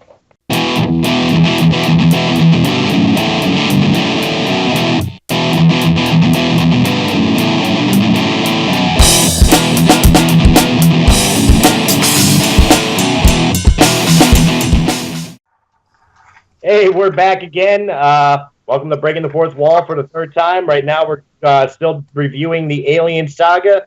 We have reached the point of Alien Covenant. We're going to start off with Mario here, our resident movie reviewer, because himself, Eric, and myself are the only ones out of the panel right now that has seen the movie. So, Mario, what did you think of Alien Covenant? Remember, no spoilers. Still under embargo. I like the movie. I'll say that. Way better than it's a step up. Movie, well, it blends the elements of Aliens, and Prometheus. All the good parts, and it puts them in a movie together. The movie's really enjoyable. It brings back. This is the prequel we wanted. This is we wanted to see the xenomorph and different types of aliens, as the neomorph and all that. Michael Fassbender, he delivers an exceptional performance. His performance in this movie is just outstanding without giving out any spoilers, but what he does with his character is very interesting. This movie, okay, so going to the negatives now. The characters are pretty much your typical Alien characters. They're just there to die. That's pretty much it. To me, I forgot her name. The main character, don't remember her name. She's from either. a TV show, yeah. Obviously not memorable characters. Yeah, Daniels is her name. She is pretty much right, Daniel. Yeah, she's just shoved down your throat the entire movie, trying to pretty much make her a carbon copy of Ripley, and it fails. The captain of this team is an idiot. Just put that out there. He's an idiot. It's the actions he does, it's common sense what he could have done. And then the movie, what it really tries to do is build a mythology around the xenomorph that I think that Ridley Scott can do it. To me at least, the xenomorph is not it's not a character. It's a thing designed. It's a thing that has to kill, because that's what it has to do to survive. It's not some science experiment. It's not some character that has emotions or wills or desires. To me, it's just a monster that has to kill. That's what I've always wanted it to be. And I don't like that they're trying to pretty much explain the xenomorph as if, it's some kind of... How do I say this without giving anything away? That it's some kind of... Pretty much, you're just trying to explain too much of the science behind it. And I don't want to know that. I just want to see it kill out. And this movie it pretty much does what midichlorians did to Star Wars. It just tries to simplify something and explain it scientifically, or it doesn't need an explanation like that. And last thing I will say is that, okay, this is hard to say as well. The way the movie, the way the movie ends again is sequel bait. If you had problems with Prometheus leaving unanswered questions, this movie will leave you the same exact way, probably even a little worse. And this movie, although it's a good movie and it's a step up from Prometheus, it does nothing new for the Alien franchise overall. It's just it's the same repeated formula, which isn't that bad. Yeah. Eric, I'll let you go ahead and say your piece before I say mine. Again, no spoilers. Damn it. I'm going to have to sort of agree with Mario. I was trying to understand it. It was confusing me. I really want to see, pretty much the action part of it, the aliens. I kind of figured out the end about guess whatever was a cyborg, whatever they are, robots. But I kind of figured that out, that something was going on with that. But I just really dig how they became aliens in this one. But I don't want to spoil it because, I liked how they came out. So in this one, a lot different. All right, I'll give my review. I liked this movie overall. I did like this movie. I do feel that it helped tie in the very disconnectedness of Prometheus to the Alien saga. I actually am one of the few people that like the way they explained off how the xenomorph came into being with the connection. Again, don't want to go into spoilers, but the crew was very forgettable. It did leave a lot of unanswered questions. And one of the things that really bothered me, as Eric was kind of trying to allude to without spoiling, is a lot of what happens in the movie is very, very predictable. There was no real jump scare or no moment of, oh my God, they pulled it that way. Like you saw, it was almost telegraphed how everything went. You knew how it was going to go. But overall, I do think it was a worth a watch. It was definitely a decent enough movie that I was entertained by it. It helped me forgive some of the problems with Prometheus, and I could see that by the next movie there will be a solid enough tie-in to the classic Alien. So that's my review. I think if I were to put it on a scale, I'd give it a 6.5. 6.5 out of 10. Like, it was that good of a movie, and it fits a lot better to the Alien saga than some of the other ones we've been picking on tonight. But it wasn't as phenomenal as I hoped. But as Mario said, it definitely was. If you erased Prometheus and just started with Covenant, I think it would have been a better start. Guys, the rest of you guys that have not seen the movie, just hearing our review, does it make you more or less interested in seeing it? I plan to see it, but I don't think I'm going to spend the money to see it in the theater. Okay. Let me ask you something. Is it one of those things where they tried to capitalize on like the retro kind of designs from the original? Well, the one thing did they make it a point to try to show that it was like the same style as the original? To an extent, yes and no. Like, the xenomorph, when it finally appeared on screen, was a guy in a costume again. It wasn't CGI. Okay. That was kind of nice. Yeah. That was actually kind of nice because, the aliens, even in AVP, when they're CGI'd for some reason because of the slick black body of them, it just doesn't look right. It's distracting. It is. It's distracting. So putting a guy back in the suit with the animatronic head and all was definitely a lot better of a choice. Okay. Beyond that, there wasn't really much of a retro feel to it. Okay. Well, actually, I know it's for me. I'm probably not going to see it in theaters. It's not one of the ones that I will, but I will definitely take a look at it when it comes on Blu-ray because I'm on as well. So I've heard a lot of good, heard a little bit bad.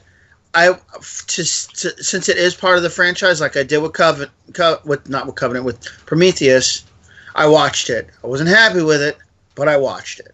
I'll watch this, and if I like it, yeah, I'll like it because we were split on number Aliens 3 with a lot of people. Some people liked it, some people didn't. But I want to get my spin on it, and I'll give it to you once I watch it. But I want to. It hasn't piqued my interest to answer a lot more questions as well as give me more to ask.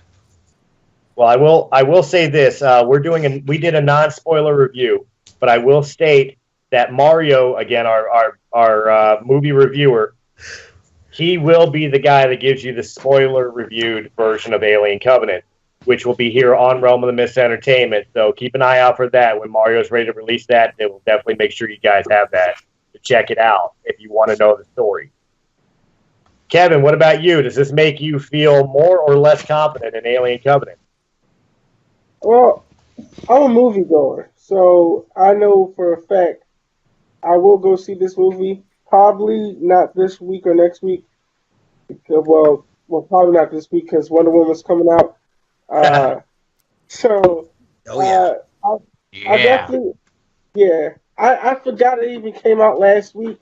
Because I normally try to hit movies when like on a Saturday when they come out. But eventually I'll go to the movie theater or I'll wait for it to come out. Which is, I guess, wouldn't be that long because most movies come out nowadays. If they're in the movie theater, like 3 months later, they're on DVD. So I'll probably just wait until it comes out on DVD. How about you, Savvy? Same here. I'm a movie go too, but I'd rather wait to come out on TV. And I love Wonder Woman. And like Batman, I'm not really a big fan. And I'm just saying that, like I'd rather wait for the movies to come out first. If one movie I really want to see, I will go see it. It depends on what movie I like. Okay. So I just wait for the movie to come out first on TV. So that way we could save money. Get yourself a Fire Stick. You can see them all for free. We don't endorse piracy. Yes, we don't endorse piracy. Get a Fire especially when we have an aspiring filmmaker in our midst. Mario is an aspiring film director. Yeah. All right. He takes money out of his pocket, man. But Fire Sticks are awesome, though. Good on you, bro. Good on you. But I will say this. Kevin, you are new to us, but you were at the Comic Collection show. This is the point of the show where we start giving a movie pick of the week, which is where we decide a topic of movies that we want people to go out and see during the week until the next show. Whether they do it or not, who cares? But we give them our choices of either good or bad movies. We do care. This week, we do care because we try to give you movies that you'll like. Even though, like, what was it? Last week we gave the piece of garbage movies that we, for some reason, love. Oh, yeah. But with this week, we thought about the Sandal and Sword epic fantasy movie. Lord of the Rings and the like and the such. Medieval fantasy movies. So I'll give you a minute to think about that. We'll start with Matt. Matt, what's your choice for your Sandal and Sword epic? Sandal and Sword epic. I know it's not much swords, but it definitely has sandals, and it's an all-time classic movie, Ben-Hur, starring the late great Charlton Heston. It's a phenomenal classic movie with and Mario, you being an aspiring movie director, producer, You should definitely check it out because this is the early days of film where they had to do a lot of different things. They had to improvise to make a movie the way that we make them now. So it's a good way to see how they started, and hell, might give you even some ideas on how to do some stuff that could revolutionize moviegoers. But my pick for this week, Ben-Hur. All right, Christina. My pick of the week actually goes the total opposite way. More swords than sandals, but there were sandals, and that's A Knight's Tale with Heath Ledger, Alan Tudyk. Actually, great movie once you get past the fact that most of the soundtrack is like 70s music, but Yeah. yeah, the first time like when they started doing the whole stomp stomp clap for We Will Rock You, I was like, what the fuck is going on right now? And then, but the movie itself is actually really good. It's got a good soundtrack, and it's a fun movie to watch. So, You look like you were about to sneeze. It's a good soundtrack. I have sinus. And it's a fun movie to watch. I do have sinus issues because where I work, especially the area I work in work, it's a lot of dust. Yep. But they All right. claim there's no dust issue. But meanwhile, I'll pull a case off a shelf and there's about 3 inches of dust on it. But there's no dust issue. No, that's just someone's remains.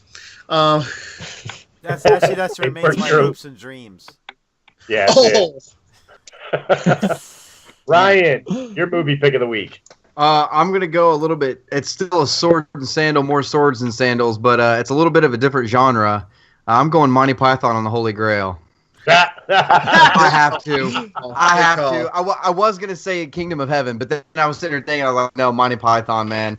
Like, I love that movie from beginning to fucking end. Like, no matter how many times you watch that movie, you still laugh your ass off at the same stupid fucking jokes. Like, and I love it.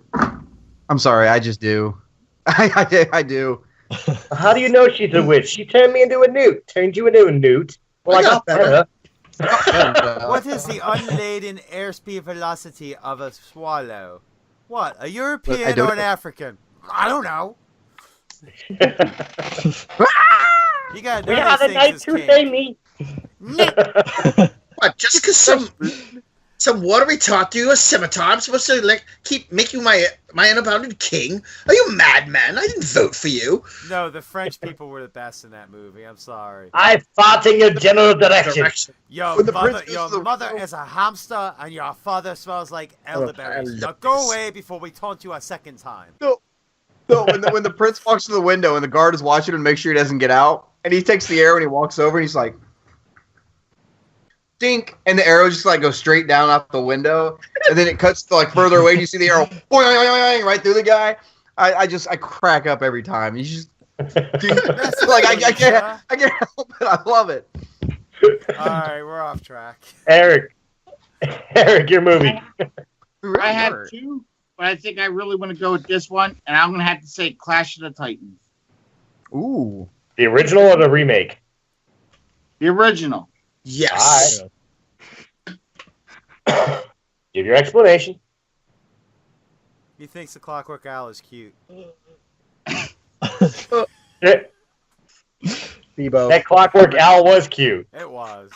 Clockwork Owl. It was the Greek mythology version of an eagle. Bebo. I don't want to hear it. Because you mispronounced it and you threw me for a loop. It's Bubo. Matt just got owned by his wife like the third time today on this show. I love the fact that he covers his microphone like we're not going to hear it.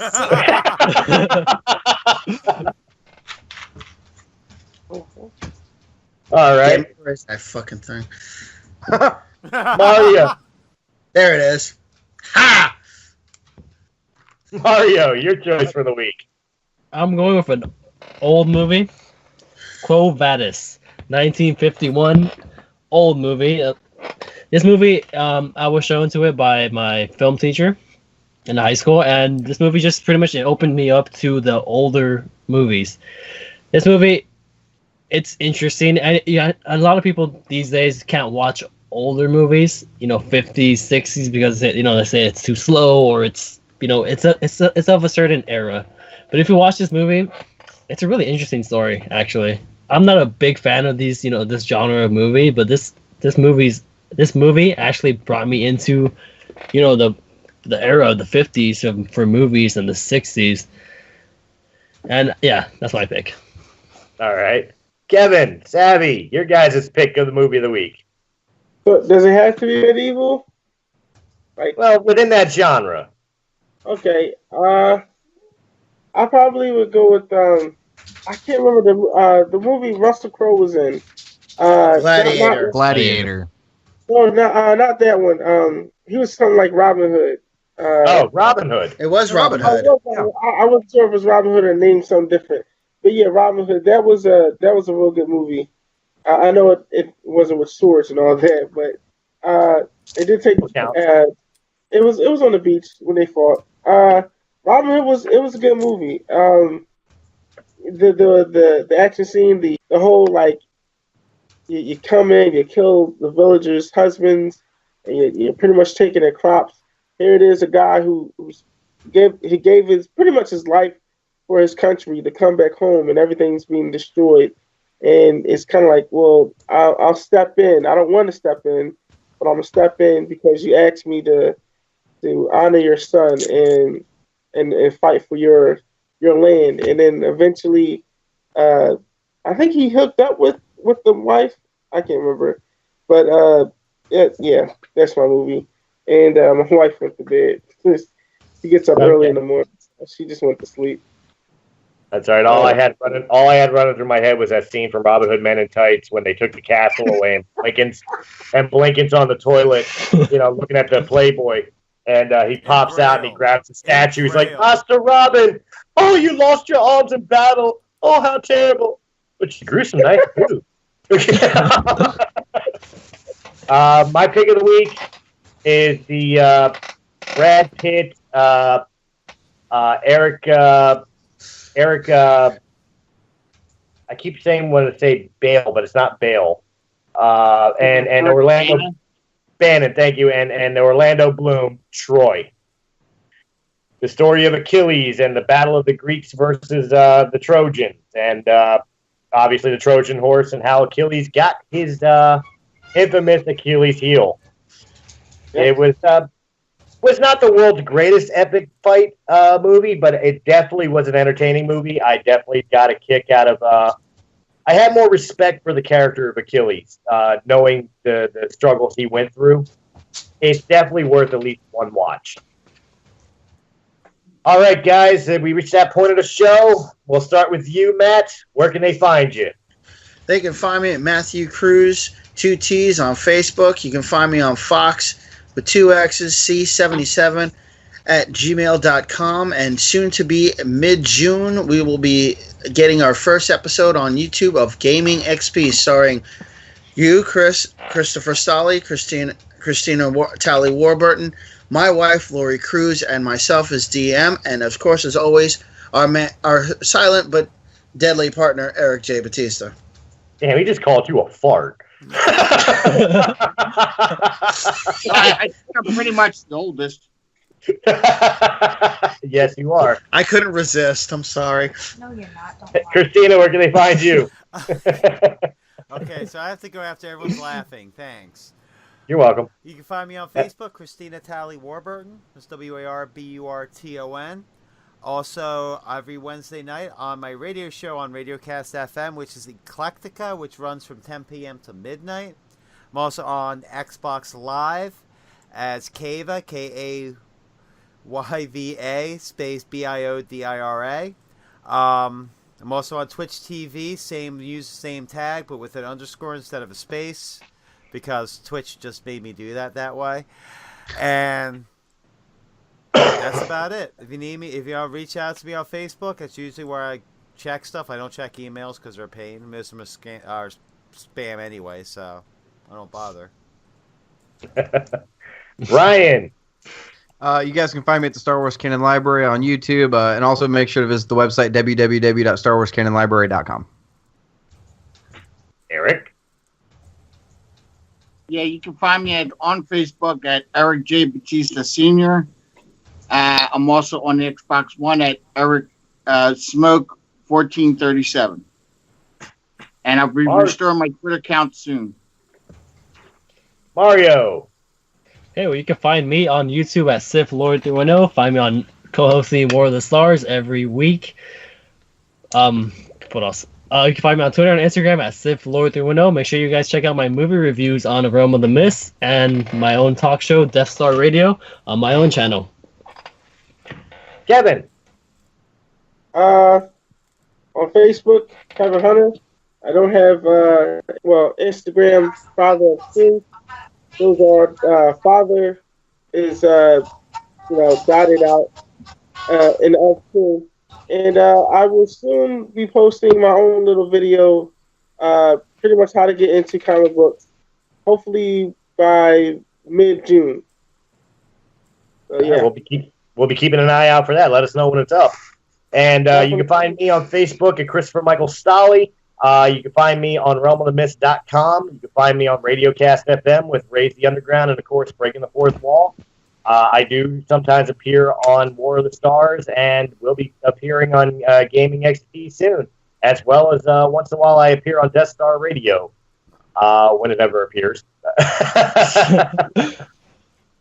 Oh! Yeah, it's because I recorded one for him, but he hasn't put it up yet. Okay, so... On behalf of Breaking the Fourth Wall and Realm of the Mist Entertainment, first and foremost, I want to thank you and Savvy for coming on and hanging out with us tonight. I hope you guys had a blast. Any help you want with getting yourself up and running as a podcaster, just let us know. Any one of us know. We'll definitely help you out. And guys, thanks for listening in on Radiocast FM. I do apologize for all the beeps because there's going to be a lot of them. But you know what? There'll be a fuck ton of them. But yeah, you know what? Fuck it. It's a podcast. Thank you guys very much. Have a good week. Thank you. Night, folks. Good night. Fucking night.